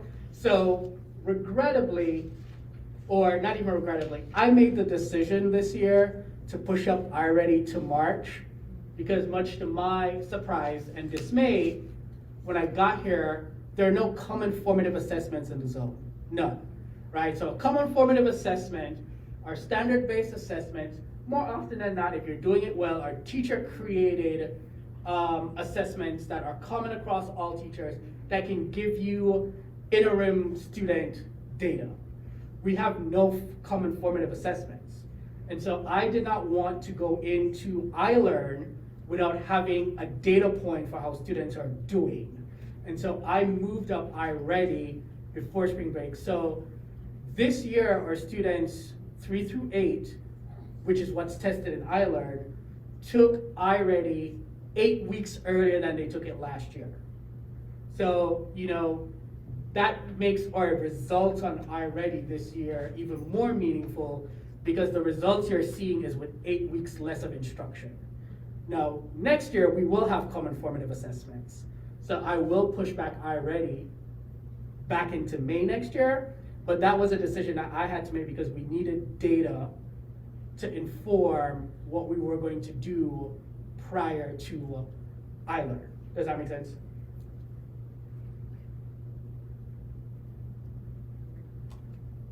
I wasn't supposed to be talking this much tonight with my flu. So, did you have a question? You go, no, you're good. All of that, I'm gonna return to the same structure of the SMART goals, proficiency columns that we looked at, but now we're gonna look at EOY end of year, last year, and compare it to end of year this year. On the left again, SMART Goal 1, we're on pace, percentage of students on pace to grow a year's material or learn a year's material in a year's time. And you can see the differences across the board in that right subcolumn. All of them but 3 in double digits, up to 39%. So in essence, sorry, Ms. Zapata, Yes. column 1, the first one, 3rd grade ELA. What this is essentially saying is that last year, only 54% of students in 3rd grade last year learned a year's material in a year's time. Versus this year, 70% of students learned a year's material in a year's time. That's the basic, right? That's the basic. So just doing that just keeps students on pace with their national peers. But because our students are so far behind, we have to extend beyond learning a year's material in a year's time and move into column 2. Right? Where we can see again percentage. And that's what moves students from below to approaching, so on and so forth. This is now growing So- quickly enough. Right, so not where we want to be, but we see a 16-point increase in 3rd grade in the percentage of students who are learning a year's material in a year's time. And again, comparing to a test that was administered 8 weeks later Right. last year. So presumably, this data would have been even better if we did it 8 weeks later like we did it last year. In the 3rd category, or the 3rd column, you can see the percentage of students that are on pace to be proficient on iLearn. Again, that's where that map and how those arbitrary cut scores fall into play. But you can see various areas from last year to this year in that iLearn column are increasing by 5 percentage points, 6 percentage points, 20 percentage points, et cetera, across ELA grades and in math as well.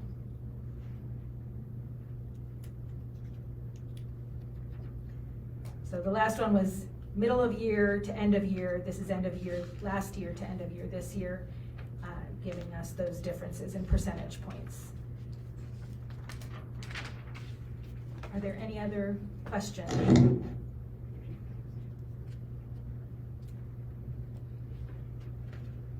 Nope. With that, thank you.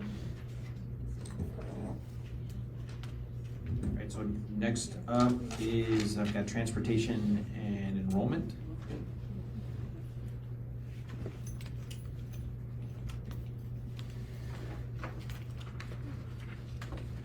All right, good evening. So on the first slide, you will see a couple of bar graphs there.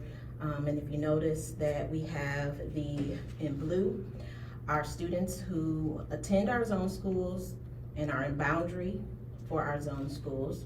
Those in green are those students who attend our zone schools but are out of boundary. And then the yellow represents students who do not attend our zone schools but are in boundary. So if you take the blue and the green, you will get the number of students who are currently in each of our buildings. And if you take the green and the yellow, you get what is actually, as they call the number of students who are zoned for that building. And so that currently is the makeup of all of our buildings. And so as you look at this, and as I go through these slides, we're thinking about not only what's currently happening in our buildings, which is looking at students' home schools versus where they actually attend, but thinking about school choice and how school choice can be good, but an unrestricted school choice for us is not so good for our students and our families. And so some of the reasons why an unrestricted school choice is not good for our students and families. One reason could be just increased segregation, which leads to families enrolling their children in schools based on factors like race and socioeconomic status. And we look at that we're still falling under that consent decree. It could lead to a less diverse student body in certain schools that we are in charge of. And so another reason would be resource allocation. And so if we have this unrestricted school choice, it could lead to these resource allocation issues, or some schools could end up with fewer students and therefore fewer resources. Other schools can become overcrowded, which can lead to unequal opportunities for students across the district.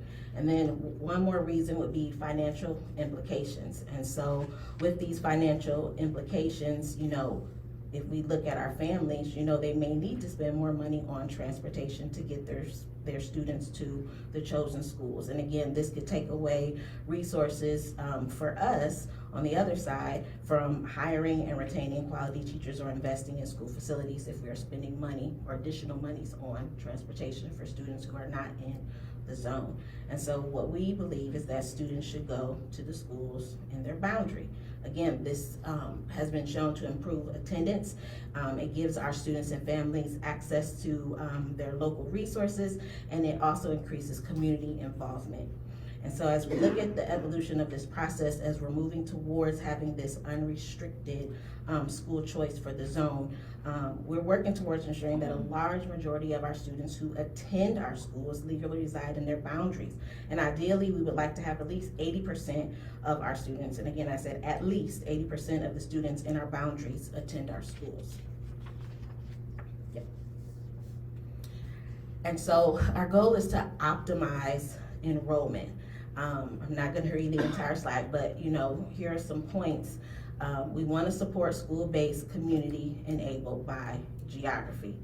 And there's a list of some of the benefits that would occur in supporting school-based community, which is basically an unrestricted school choice for our students. Again, we want our zoned students, and I should say the students who live in our boundary, to attend our school. So when you get to point B, we then move to classroom caps. And so what we're looking to do next school year is to have classroom caps for our elementary schools, and then another set for our upper elementary schools, which would be our 3 through 5 and our middle school. So as you notice here, grades K through 2, we would like to do an enrollment cap of no more than 20 students in a classroom. For our upper elementary school, grades 3 through 5, and our middle school students 6 through 8, a classroom cap of 24 students. And again, some of those main points is, if we implement these classroom caps, increase individualized attention for each student, which will allow teachers to identify unique learning needs of each student and provide tailored instruction that helps them achieve academic success. Improve student engagement and participation. You'll have students who likely feel more comfortable asking questions and sharing their opinions, which can lead to meaningful classroom discussions and a deeper understanding of the material being taught. Reduce disciplinary issues, as you heard in previous presentations. You think about overcrowded classrooms, students becoming restless and distracted, leading to more disruptions and disciplinary problems. So if we have these smaller classroom settings, students would be more likely to remain focused and engaged, and lead again to fewer behavioral issues. When we think about improved academic outcomes, studies have shown that students in smaller classes tend to perform better academically than those in larger classes. And again, this is likely due to the increased attention and support that students will receive in smaller class sizes. So that is that. Hope you flipped already. So, it's okay. So this next slide shows the current schools of all rising sixth graders assigned to Navarre.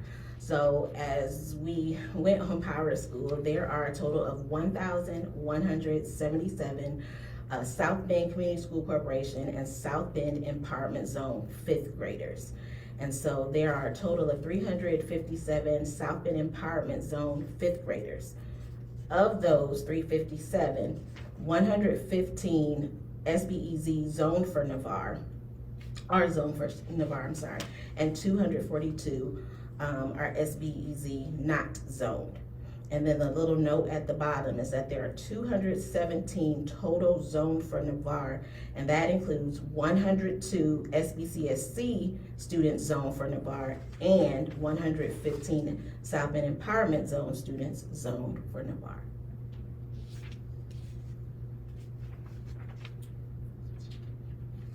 So we say all that, which leads to this slide, which Ms.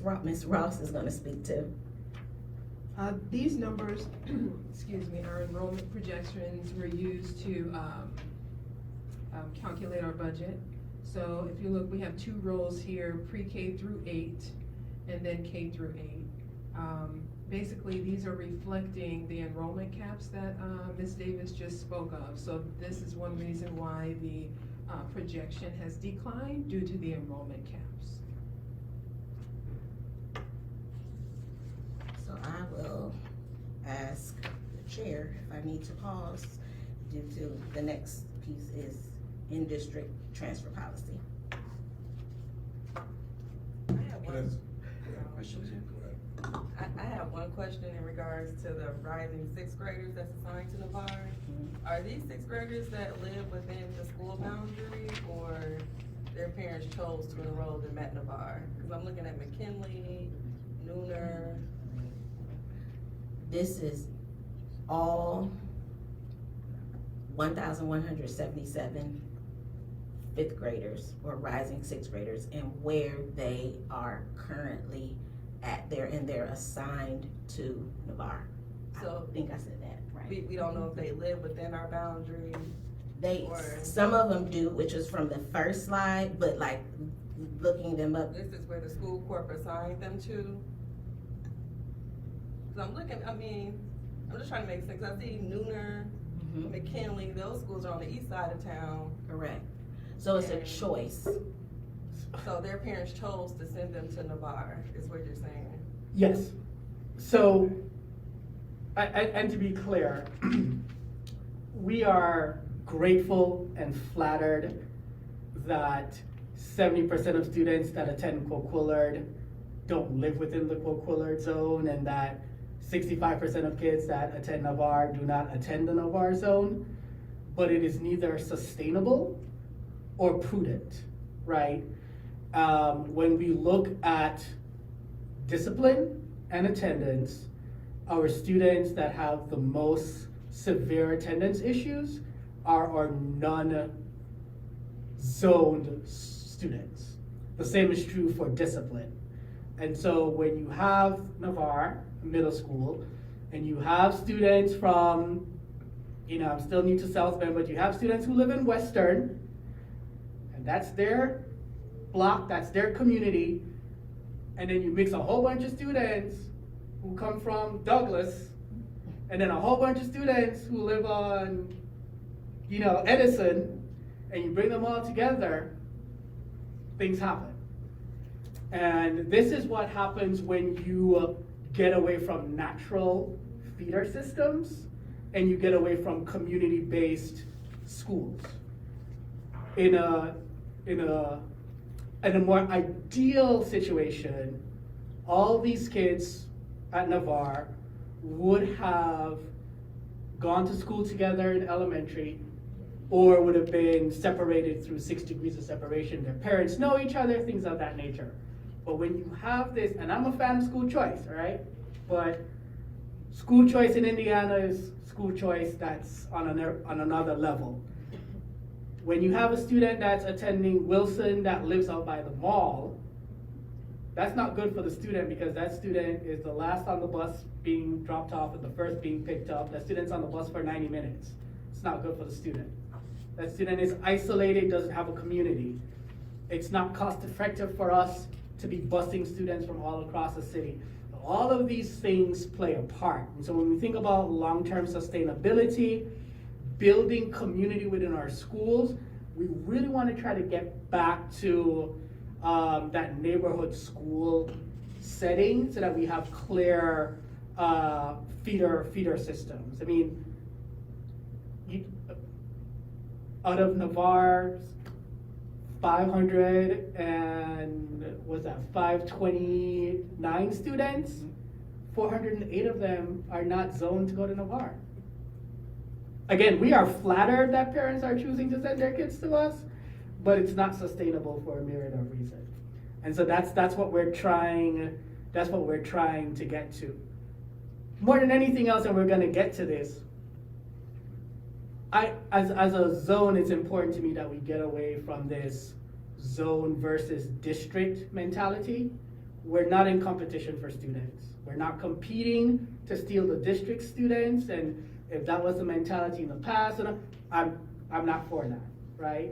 We have plenty of students that are zoned to our schools that we can tend to. And if we just focus on those students and do what we have to do, then everything else will fall into place. So I want to know why there's 322 students who are zoned for Navarre, not coming to Navarre, but we have 408 students who are not zoned to Navarre, coming to Navarre. That to me doesn't make a lot of sense. We've got, to that point, I mean, quick math, we got 1,500 kids that are in the zone boundary that are not attending. Do we know any data on where they are going? That's hard. That's hard. I assume so, but. Well, some of the students, like let's say, some of the students in yellow might be at another zone school though, right? Well, So if it's Navarre, we're the only middle school. Maybe a Yes. small amount. Yes. But somebody could live in Warren boundaries, but be at Wilson, so there's Yes. the zone, but they're not at their school, but that'd be a small amount. Good point. Clarifying question, you had mentioned that you wanted 80% of the kids who attend Navarre or zone school, 80% of the school to be living in the zone, is that correct? We would like at least 80% of the students that are zoned, Mike. I'm sorry. We would like at least 80% of any student, whether it be Coquillard, Harrison, Navarre, Warren, Wilson, we want 80% of students that are in boundary for our schools to attend our schools. So that total is 853, 80% of that is 682. If I, 500, 106, 247 living in the schools. I'm looking at Coquillard, actually. Oh, sorry, I thought you were talking about Navarre. Coquillard, no, Okay. Coquillard. So you're saying you would prefer that 682 students attend Coquillard? I would say 80% of the 500 plus the 106. Which is 682, What no, 80%. It would be out of 547. 106. 747. Gotcha, okay. There's only, the green and the yellow together Gotcha. are all the kids that can, That currently- it's total live-in. So the bar that we were given, this made it easier to read. So 106 and 500s, yes, right, 106 and 500, there's 606 students that are Got it. zoned for Navarre. When you add those up, that's the total. Coquillard. Coquillard. Yeah, So that is there. Okay. That's what that number is. okay, The got it. first two boxes are what is currently at Coquillard. So 247, their current enrollment is like 353. So that's the 247 and the 106. Okay, Okay. got it, thank you. Mm-hmm. Sorry for the miscommunication. The- It's okay. the- I think I'm further confused by that number though, because back to, if I got, 500 plus 106, and then I take 80% of that, I got 485 students, so do we, and I have Coquillard currently at 353, so is that, can we take 100 and From a master facilities planning perspective, it is under enrolled and it can hold, its occupancy is for 450 plus students. So yes, not that it's ideal, but the larger point that we want to make here, we know 100% of our students are not gonna come to us, right? And that's fair and that's fine. But it is also hard to project enrollment when there's also no clear kind of feeder pattern and students are coming from everywhere. In an ideal world, how schools typically operate is they do a census within their boundary, and we know there are 1,500 households within this place, within our school location, that has school-age kids. So we know at most, there's gonna be 1,500 households that will send their kids here, and we can assume that X% based on demographic trends, blah, blah, blah, will come to us. Right now, we're not doing that, so we're enrolling from across the city. So it's hard to plan for staffing, it's just hard to plan as well. In addition to the impact and cost for transportation, the impact on building culture, it's just hard to plan as well. So if there are 600 and something students that are zoned for Coquillard, that's great. We know not all 600 and something of them are gonna come for whatever reason. But we would like the vast majority of our students at Coquillard to come from within the Coquillard boundary. Does that make sense?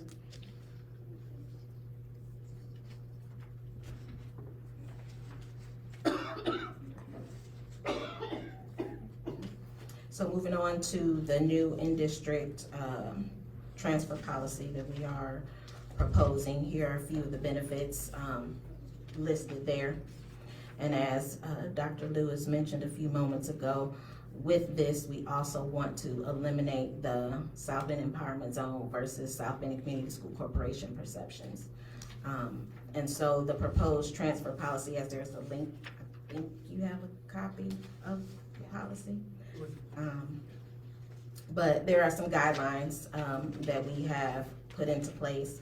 There is also some transfer eligibility guidelines that have been put in place. And then there is an application for our families to fill out. And so, again, the goal of having this new in-district transfer policy is to, one, have our students that are in our boundaries attend our schools.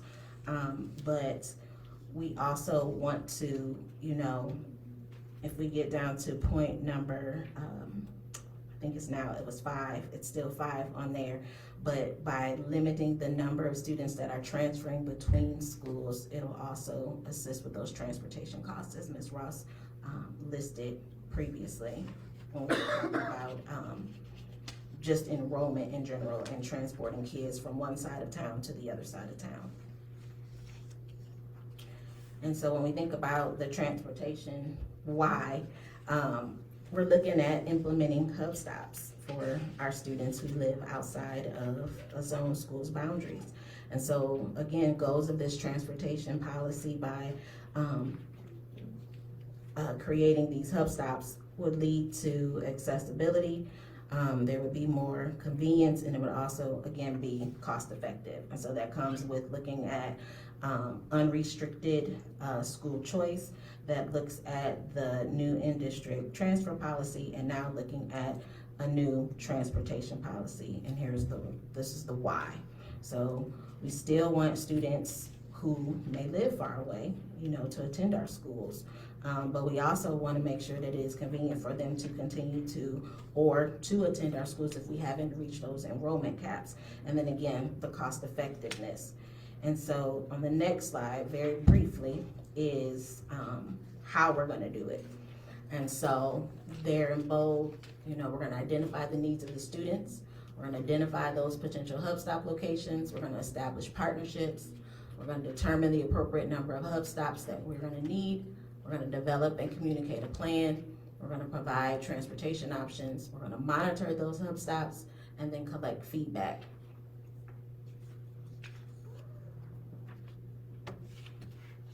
So the next slide, transportation expenses, projected for this year is about a $4 million spend through June. We're budgeting for the next year, 3.3 million with a projected savings, as you see listed here. Caveat, we've not implemented the hub stops into this budget yet, so it's still a moving target. I know First Student needs the data, so we're gonna come back, sit down and look at these numbers again. But with pre-K going full day, that's gonna be instant savings off of the top, which will decrease the midday routes. Serving more students in our homeschool area will assist in bringing and keeping this bill manageable, and other items here. So we are constantly watching that transportation bill and trying to see what we could do to bring that down and still maintain efficiency. And again, as a reminder to the board, that projected transportation bill for this year is basically double what we're supposed to spend. Right, so, through shared services, we get about $2.1 million for transportation, and we're over 4 million. And that surplus, that excess past 2.1 is what we have to come up with out of pocket, outside of what the district allots to us. So again, the kind of pick up everyone everywhere is not financially sustainable. And a lot of this bill is excess charges due to, going outside of the home boundary. Of course, this includes field trips too, as well, some sports, so there's a lot going in here. And then the midday for the SBEZ students, or midday for other reasons that we're looking at, and that pre-K, but we're dropping that pre-K midday, and that's gonna yield some savings too. So, we started about a 2 million or so contract, but it grew with our needs and these extended routes, field trips, sports, et cetera, adds to this bill.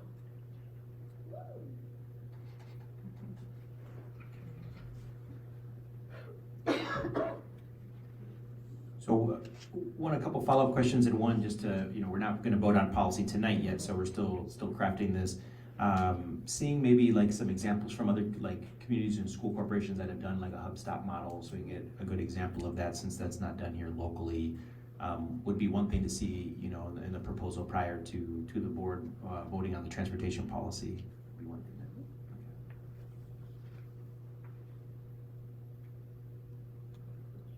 Other questions, comments on this? Thank you very much for putting the data together. I know for me too, the first time we had that conversation around, boundary students and where they go was eye-opening to see these numbers. So this is interesting information for us to continue to dive into and try to find how we can be most efficient. With that, we will move on our agenda to the items that we will be voting on. So prior to our voting agenda, we will do public comment. And so I'll read the public comment statement in our packet here. At regular meetings, the public is invited to address the board for 3 minutes regarding items not posted on the agenda. Individuals may only speak once during this section of the agenda. Speakers shall properly identify themselves after they approach the podium by stating their name and address for the record. Personnel issues are not to be addressed during open sessions of the school board. The board president may interrupt, warn, or terminate a person's statement if the statement becomes personally directed, abusive, or obscene. So at this time, we will take public comment. If you do approach we have the podium here, you can approach. So can I ask a really point of clarification? So in your remarks, you said on issues not posted on the agenda. So we have 2 action items this evening. I just saw that, it should. So under the first bullet there, yeah. Yeah, we'll correct that for next time. Okay, so just to be clear to the public then, They could speak on any issue related to the zone during the public comment period, correct? Okay. I'm new to this, okay? I'm a resident of St. Joe County for approximately 44 years. My address is 26160 Lake Lane, South Bend, Indiana, zip 46619. I am a grandparent of my granddaughter that And graduated. name, please? Pardon me? Your name, please. Tom Rowe, R-O-E. Yeah. I'm a grandfather to my granddaughter that graduated from Riley High School in 2012. I found over reading that I just wanted to get a little bit more involved in community affairs.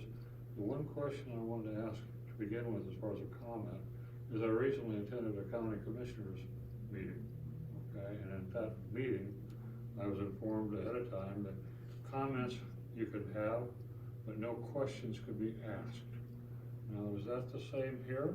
This is public comment, so there's not, Just we won't comment. respond. I'm So- responding to you now to clarify the public So- comment. So no, I can't ask a question, I can just comment. Okay. Well, that's similar, the only thing I think that has it now is the city council, that you can actually have dialogue there, so now I make my comments then. Comment number one would be, is there a vote tonight on 5-year extension of this empowerment zone tonight? That's a comment I have. I know it's hypothetical, okay? Secondarily, I read an article, well, let me discuss another thing that I share, and sometimes I think it's an elephant in the room. I was looking at all the data, okay, and I heard you say, sir, that we need to go back and revise everything, pretty much as far as data collection, because it's sort of like very confusing. And I was very intently listening to all that. And I saw your board members also ask all the questions because of data collection. One of my comments with that is with data collection, if you don't have proper data collection, then how could you be prepared to reauthorize another 5 years when you don't know actually what's totally incorrect? I'm not saying all, I'm not an all or never person. The other question when you're looking at, I make a comment on out of boundary, is I think there's an elephant in the room, okay? And it's not just here, but you saw within the South Bend Community School Board that there's a drastic drop, okay, in attendance, and it's moving away to charter schools. My comment from there is I think it would help to evaluate as far as out of boundaries, what type of population is leaving and going to charter schools. If that's gonna be a trend, how that will impact the empowerment zone. I think you're all doing good work, okay? I'm not making a comment on that whatsoever.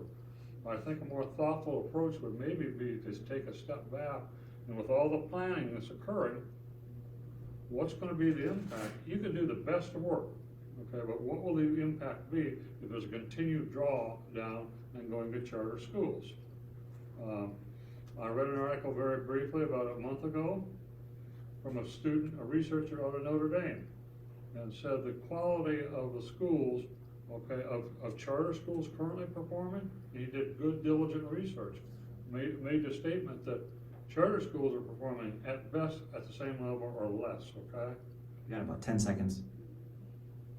I'm done. Thank you for your comments. I wanted to attend, okay, to see what's happening, okay, because I think community involvement is important. Plus, I got a lot of time on my hands, seeing that I'm retired. Thank you for attending. Thank you. Thank you. Other pub?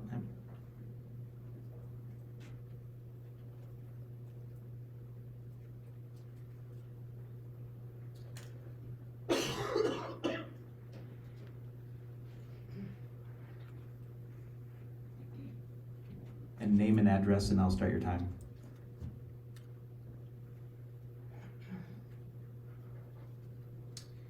My name is Cheryl Batiste. I'm a retired educator of 37 years with South Bend Community School Corporation. I was a principal at Wilson Primary Center for 9 years. Our schools, An address, name and address, please. 53103 Brackenfern. I gave my name already. Thank you.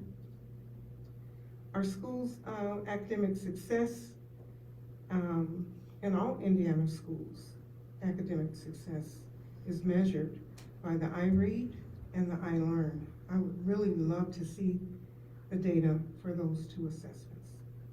At the onset of the South Bend Empowerment Zone, there were a series of meetings held with the IDOE, community leaders, parents, and NEA. Like the communication regarding the current school closure plan, where is the process for the community of the West Side for possible decision to continue with the Empowerment Zone, to add an additional 5 years? This is opposed to the current Empowerment Zone mission, vision, and core beliefs as stated on their website. What were the initial data benchmarks to decide if South Bend schools would continue with the Empowerment Zone transformation model?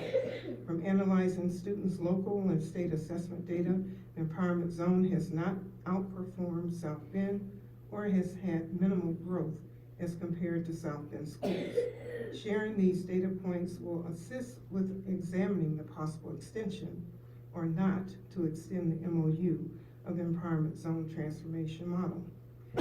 As national research states, the leader of the building is the greatest determinant of student success.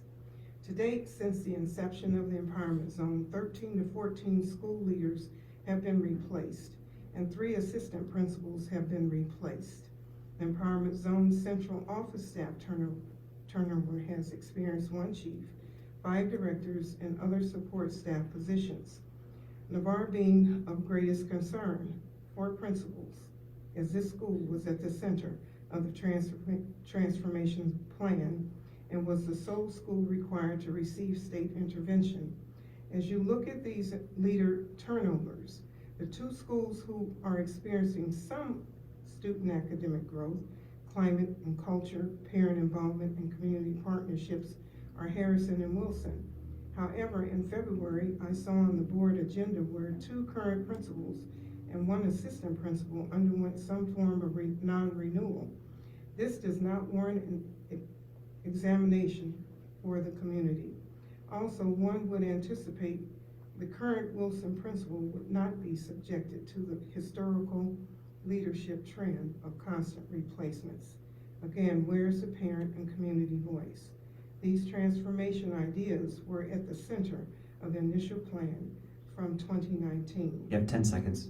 Bottom line, the student academic performance and lack of consistent building leadership will not warrant an extension of the Empowerment Zone. We need to have additional conversations with parents, And that's community your time. leaders, and staff on a long-term plan. That's your time, thank you. Okay? Thank you. Is there other public comment at this time? And so at other public times, I generally also mention the same, that on the South Bend Empowerment Zone website, the ability to contact myself or other board members is present, and I always welcome folks after the meeting to please, I'll exchange contact information and more than happy to have a follow-up. But thank you for sharing comments. Moving along with our agenda, next up is the approval of the school year 23-24 calendar. Yes. I'm gonna go ahead and go over what we've discussed and what our findings are and our recommendations. As you can see in this slide, we have spent the past few months engaging in different activities to engage our stakeholders, doing so in the buildings with zone leadership, with school staff, with families in town halls across the zone, as well as with our partners and different departments in the SBEZ realm as well. And here we are today. Let's go ahead and go over some of the findings. I'm going to summarize a few key points related to different stakeholder groups and findings. In terms of families, we did have some increase, but we really had limited family completion of the feedback of the survey in regards to balanced calendar. We had bilingual in-person town halls at various schools on various nights and across several months to make sure we were available and accessible for families, and had large audiences for live stream. Not so much engagement in comments, but definitely engagement in the live stream of the town halls. For teachers and staff, we were going to take a look at the data a little bit closer, but had mostly favorable opinions. And there were questions regarding very specific to the role and different work schedules, pay schedules, etc. From the community or with the community, we engaged through interviews with teachers and local media coverage. Dr. Lewis was also interviewed by WSBT in regards to the rationale for a balanced calendar and what the benefits would be, and then engaging in questions and comments from the community at the town halls. With SBCSC stakeholders, a few highlights: special education did not necessarily see an issue. However, they did identify that it will be really important to discuss, align, and coordinate timelines for related service provision, for evaluations, etc. And the bilingual education department noted that this could be of benefit. And we discussed this a little bit at our last board meeting for families that travel to their home countries during the year. We wanted to make sure that something very important to the assessment of our students that are English learners in the bilingual community, WIDA testing was not affected by the schedule. And in speaking to vendors, limited to no concerns regarding impact in terms of service provision, some additional costs possibly from deep cleanings that were more frequent based on those intercessions or every 9-week breaks in the proposed calendar. So to take a look and summarize the staff responses, in terms of responses by role, we have some information here. About 46% of the respondents were general education teachers. A little bit less than half of the staff across the school anonymously responded to the balanced calendar survey, which made it difficult to be able to engage, because it was anonymous, to engage folks in focus groups or get more information as we had hoped to do based on some of the suggestions at our last board meeting. And you can see responses by school as well. In terms of favorability from staff that did respond to the survey, there was some split in favorability. 71% of staff are in favor to some extent, but there were various categories in that continuum of favorability, and 29% of staff were not at all in favor of implementing a balanced calendar after a town hall at their school or when they completed the survey.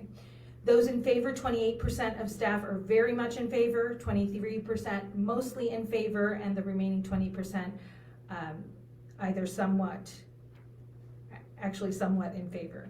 Sorry about that. You can see on the right-hand side the favorability by school, with the light blue being not at all in favor. And as you move to the right, you can see the darkest shades being mostly and very in favor.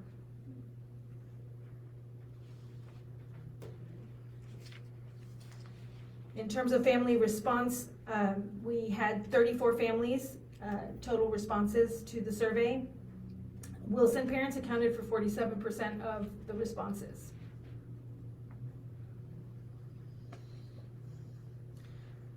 Almost half.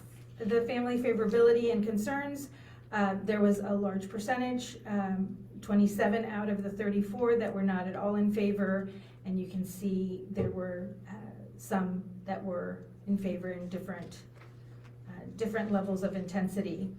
On the bottom, you can see the concerns that were brought up in terms of the balanced calendar, which obviously reflect in favorability, primarily childcare and shorter summers. Shorter summers having like the most first concern or primary concern, and then childcare having that category for the first and second concern together.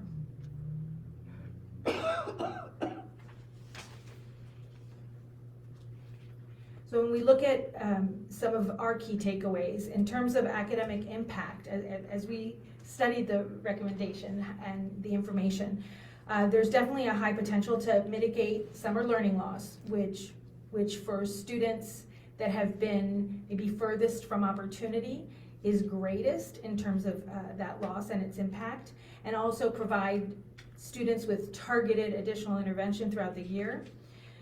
Financially, no significant budget impact, doesn't change the number of school days or add new staff costs.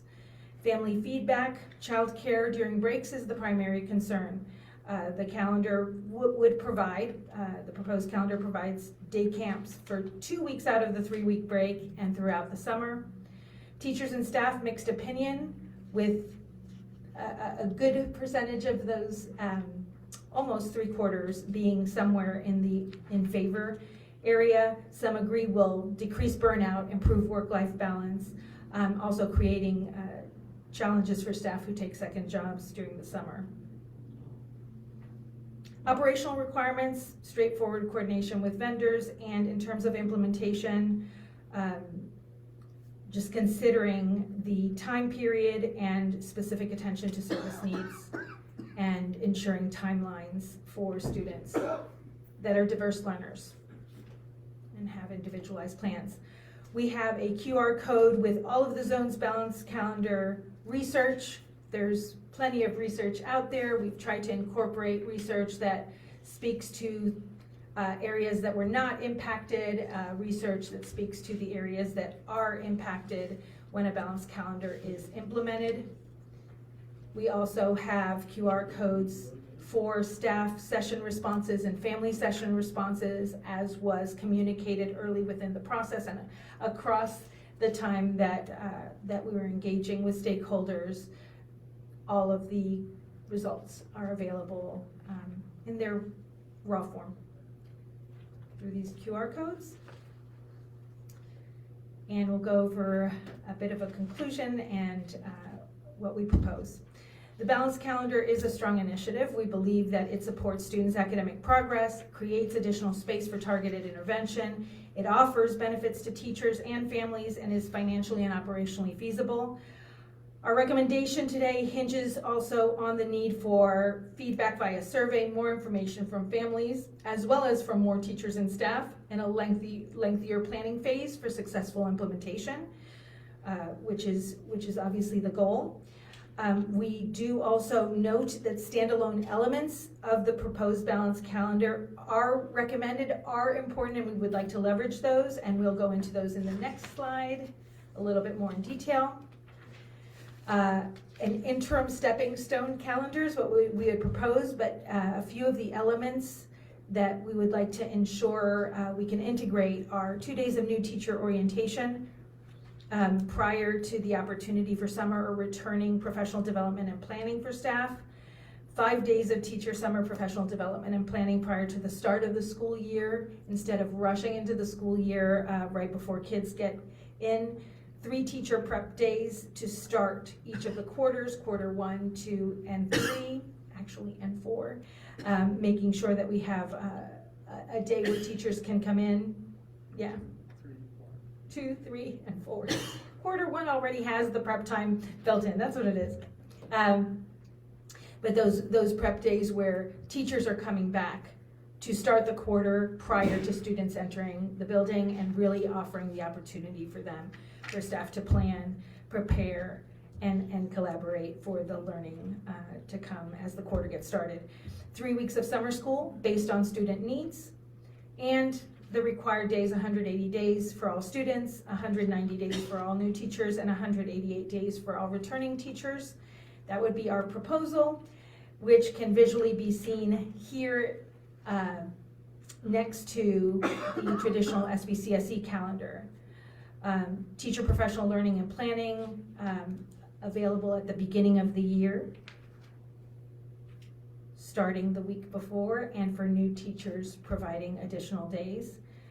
Looking at quarter 1 to quarter 2, having that teacher planning day as they go into quarter 2, the same for quarter 2 to winter break. Breaks would stay the same, quarterly teacher prep days across the board, up through post-quarter, and then summer school 3 weeks of summer school without changing the number of school days for students.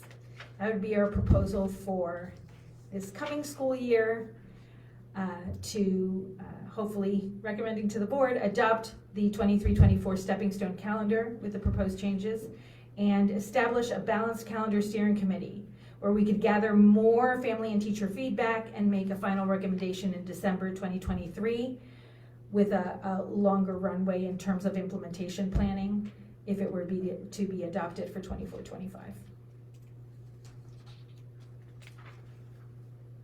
So just a quick question on remind us on new teachers, like the difference, how many days to now do they work versus how many in the future, and then how many, and then also in the returning teachers? New teachers do not have any additional days necessarily in the contract or the schedule. This was the first year where we engaged teachers for 1 day.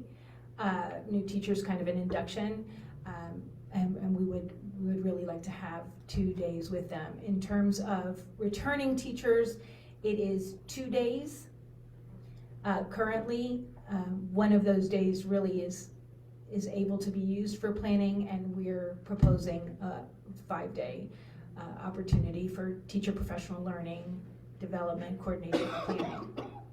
And do we compensate them for that additional time? Yes. Yes. Makes sense. Will there still be the early release days? Will that still also be in place? Okay, so there's Yes. still even more training for teachers. Yes, that continual opportunity for professional learning with their communities, with the curriculum, et cetera. And we'd be getting rid of teacher record day and getting rid of parent-teacher conferences as a standalone day, which is e-learning right now. What we would do instead is do a quarterly parent-teacher conference on the last Thursday, since it's already an early dismissal day. So as opposed to taking away another day, we'd be maximizing an already built-in time when students and staff are not in session. I wasn't sure all the color coding on this, the squares here, so I was like, okay. I think just more as a general comment, I was couldn't have been more disappointed by the lack of parent engagement in this. And this is, just speaks to this overall challenge that we have here. This is a really heavy lift to improve academic performance, improve attendance, improve discipline, and it really takes all of us to do this, and we very much want parents to play an active participant in this program, and this is something we're doing to try to help move this in the right direction, and we got very little, almost none, about 1.5%. If we're taking the 2,200 students, we got 34 responses. That's a really low percent. Maybe they all loved the idea and decided not to respond and love that we're headed, but I appreciate the fact that we're gonna make some extra effort to make sure that we get their input before we do something that could be impacting. But I can't say enough about how much we need parents to be part of this process. So, yeah, I agree with you. I was disappointed as well, but not necessarily surprised. So, I mean, we did see well over 2,000 views on all of the town halls. We had about 8 town halls. We did it in English and in Spanish. We did it virtually. We did it in person. And when I would run into parents, I would ask them, and they're just kind of like, all right, if that's what you're doing, When parents want to get a hold of me for something that they really care about, they do. I was in San Diego at a conference earlier this week, and parents got a hold of me in San Diego. They knew how to find me. So I think I've talked about this before, there is this kind of a silent, almost apathetic acceptance of if this is the direction we're going in, which is not what I want. I want like buy-in, right? Like resignation to the way things are is compliance, which is good, but you don't want compliance, you want buy-in. You want people to like enthusiastically buy into what you're doing. And I think that's kind of what we have here in our community to some extent. It's the, all right, you know, the people on my computer screen with the microphone say, this is what we're doing, that's what we're gonna do. Which is disappointing. So we were very intentional. We still believe in this initiative, but I think if we were to adopt a balanced calendar today, there wouldn't be a lot of, you know, brouhaha. But I don't want to do it in this way. I want to get more people involved in the process, which is why we came up with this recommendation that we've presented today. And I was surprised to see like the staff, I think staff responses, I think that's probably what helped, I don't say help drive our decision, but part of it was their response.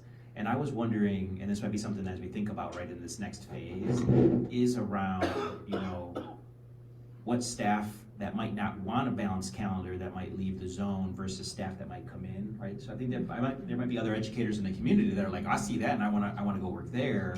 And we might have some that don't want that. So I think that might be a way we watch that wash a little bit.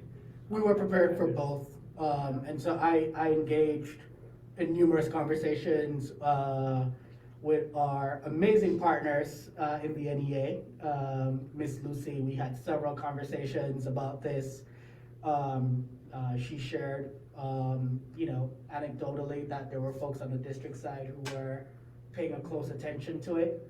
And the district and I met with the NEA and talked about a transfer process for staff who would want to go back and forth for either reason. So we were prepared. The district and the zone was prepared for movement on both sides. So with this stepping stone calendar, some of the changes that you want to implement right away would just be the teacher planning days and summer school? So it's required PD at the beginning of the year, the teacher prep day at the beginning of each quarter, which doesn't happen right now. So for example, you have 2 weeks of winter break and then students and teachers come back that first Monday together. It's very chaotic. Right now, our teachers, so this past school year, the first day of school was the 15th. Teachers were required to report to work on the 13th. So, you know, it's a day and a half before kids come. There's not much you can do there. So it is a stepping stone. We will continue to do performance in doubt. We will start that at first quarter, which is something that's proven successful. I will have tangible empirical data for you. But I know that the vast majority of students at Navarre, for example, I think we started PID with more than 30 students who are promotion in doubt. Right now, there's only 7 who've not successfully gone through that intervention that are likely to attend summer school. And I know Mr. Harris is working to try to get those 7 to where they need to be. So there are a number of things we will continue to do, even without the balanced calendar.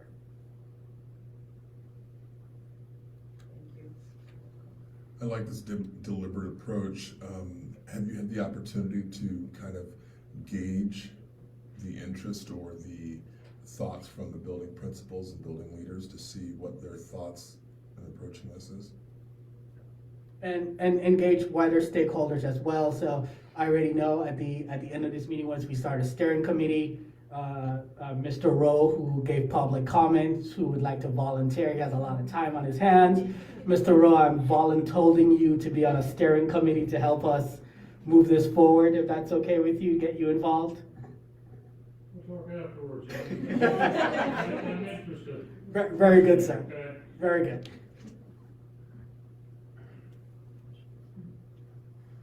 So entertain a motion to approve the proposed 23-24 school calendar.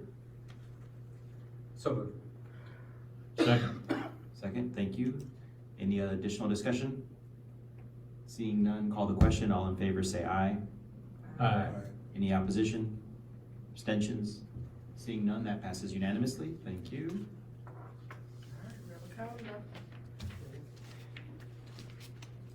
All right, so next on our agenda is ratification of the SBCSC facilities master plan. So part of the master plan included the closure of Warren Elementary School at the end of the 23-24 academic year. And so I would entertain a motion for us, or when I think about how we want to phrase that. I didn't wordsmith anything out in our agenda, but I think That's the way I read it. on our packets up there, but ratify the closure of Warren Elementary School. So maybe a couple comments, discussion ahead of time. So one, there's perhaps no more difficult decision than closing a school. And so I've had a chance to be part of this process from the beginning, was part of the facilities master planning process, attended most or a lot of the discussions related to this. There are a lot of factors impacting what's going on in schools today. Some of that's smaller family size, some of it's more school choice. There's a lot of things, and so ultimately I've felt good about the consultants and the process, even though I don't think everybody necessarily agrees on the decision or the outcome, but think that we have to do something, and this is something that we've wrestled with even here on this board as we've looked at just enrollment and the finances and stuff over the years and such. So, and I think it's important that we say, this has nothing to do with students, faculty, staff, anybody at Warren. They have done a yeoman's job the last couple of years, really, being an important piece of this zone. They've been one of the cornerstones from the beginning, and we're appreciative of the efforts or I'm appreciative, I think we all are appreciative of the efforts that they've made over there. However, I think we're at this point where we have to make a hard decision, and I'm in support of the ratification. I just thought I'd mention that before we voted. Other comments we could vote to approve as written in the agenda there, or take other comments?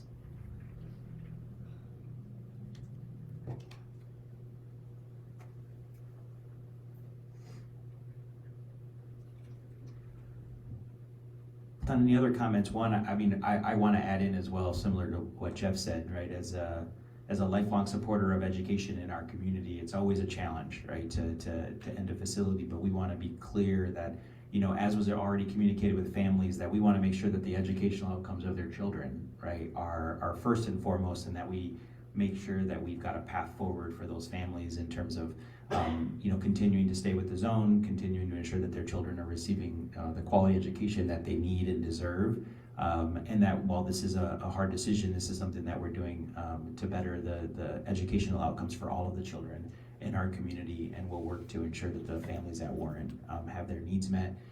As I mentioned maybe even earlier during public comment as well, right? So we welcome comments and people to reach out, whether it's because when Davion's in San Diego or if I'm right here in South Bend, available to have conversations, often difficult conversations about complicated topics around education, and happy to engage in that. So with that, I will entertain a motion to approve. So moved. Thank you, Jeff. A second. Second, thank you, Dwayne. Any additional discussion, comments? Seeing none, call the question, and all in favor say aye. Aye. Any opposition, abstentions? Hearing none, that motion passes unanimously as well. Thank you very much. With that, we're at our last, any board communication items. I don't think we've got follow-ups except watch your calendar invites for upcoming events. Thank you everybody for engagement. I'd like to thank all of our staff who are here. I know it's a long day because the school day starts early, and appreciate all of you being here and joining us. I'd like to thank general public who joined us as well. And with that, I will entertain a motion to adjourn at, we're at 8:48 p.m. So moved. Thank you, Ryan. Second. Second, thanks Dwayne. In favor say aye. Aye. Hope we didn't scare away everybody. Thank you everyone for coming. Have a good night.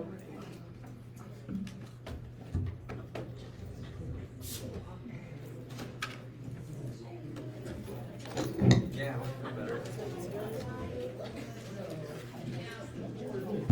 Please help yourself to snacks before you leave.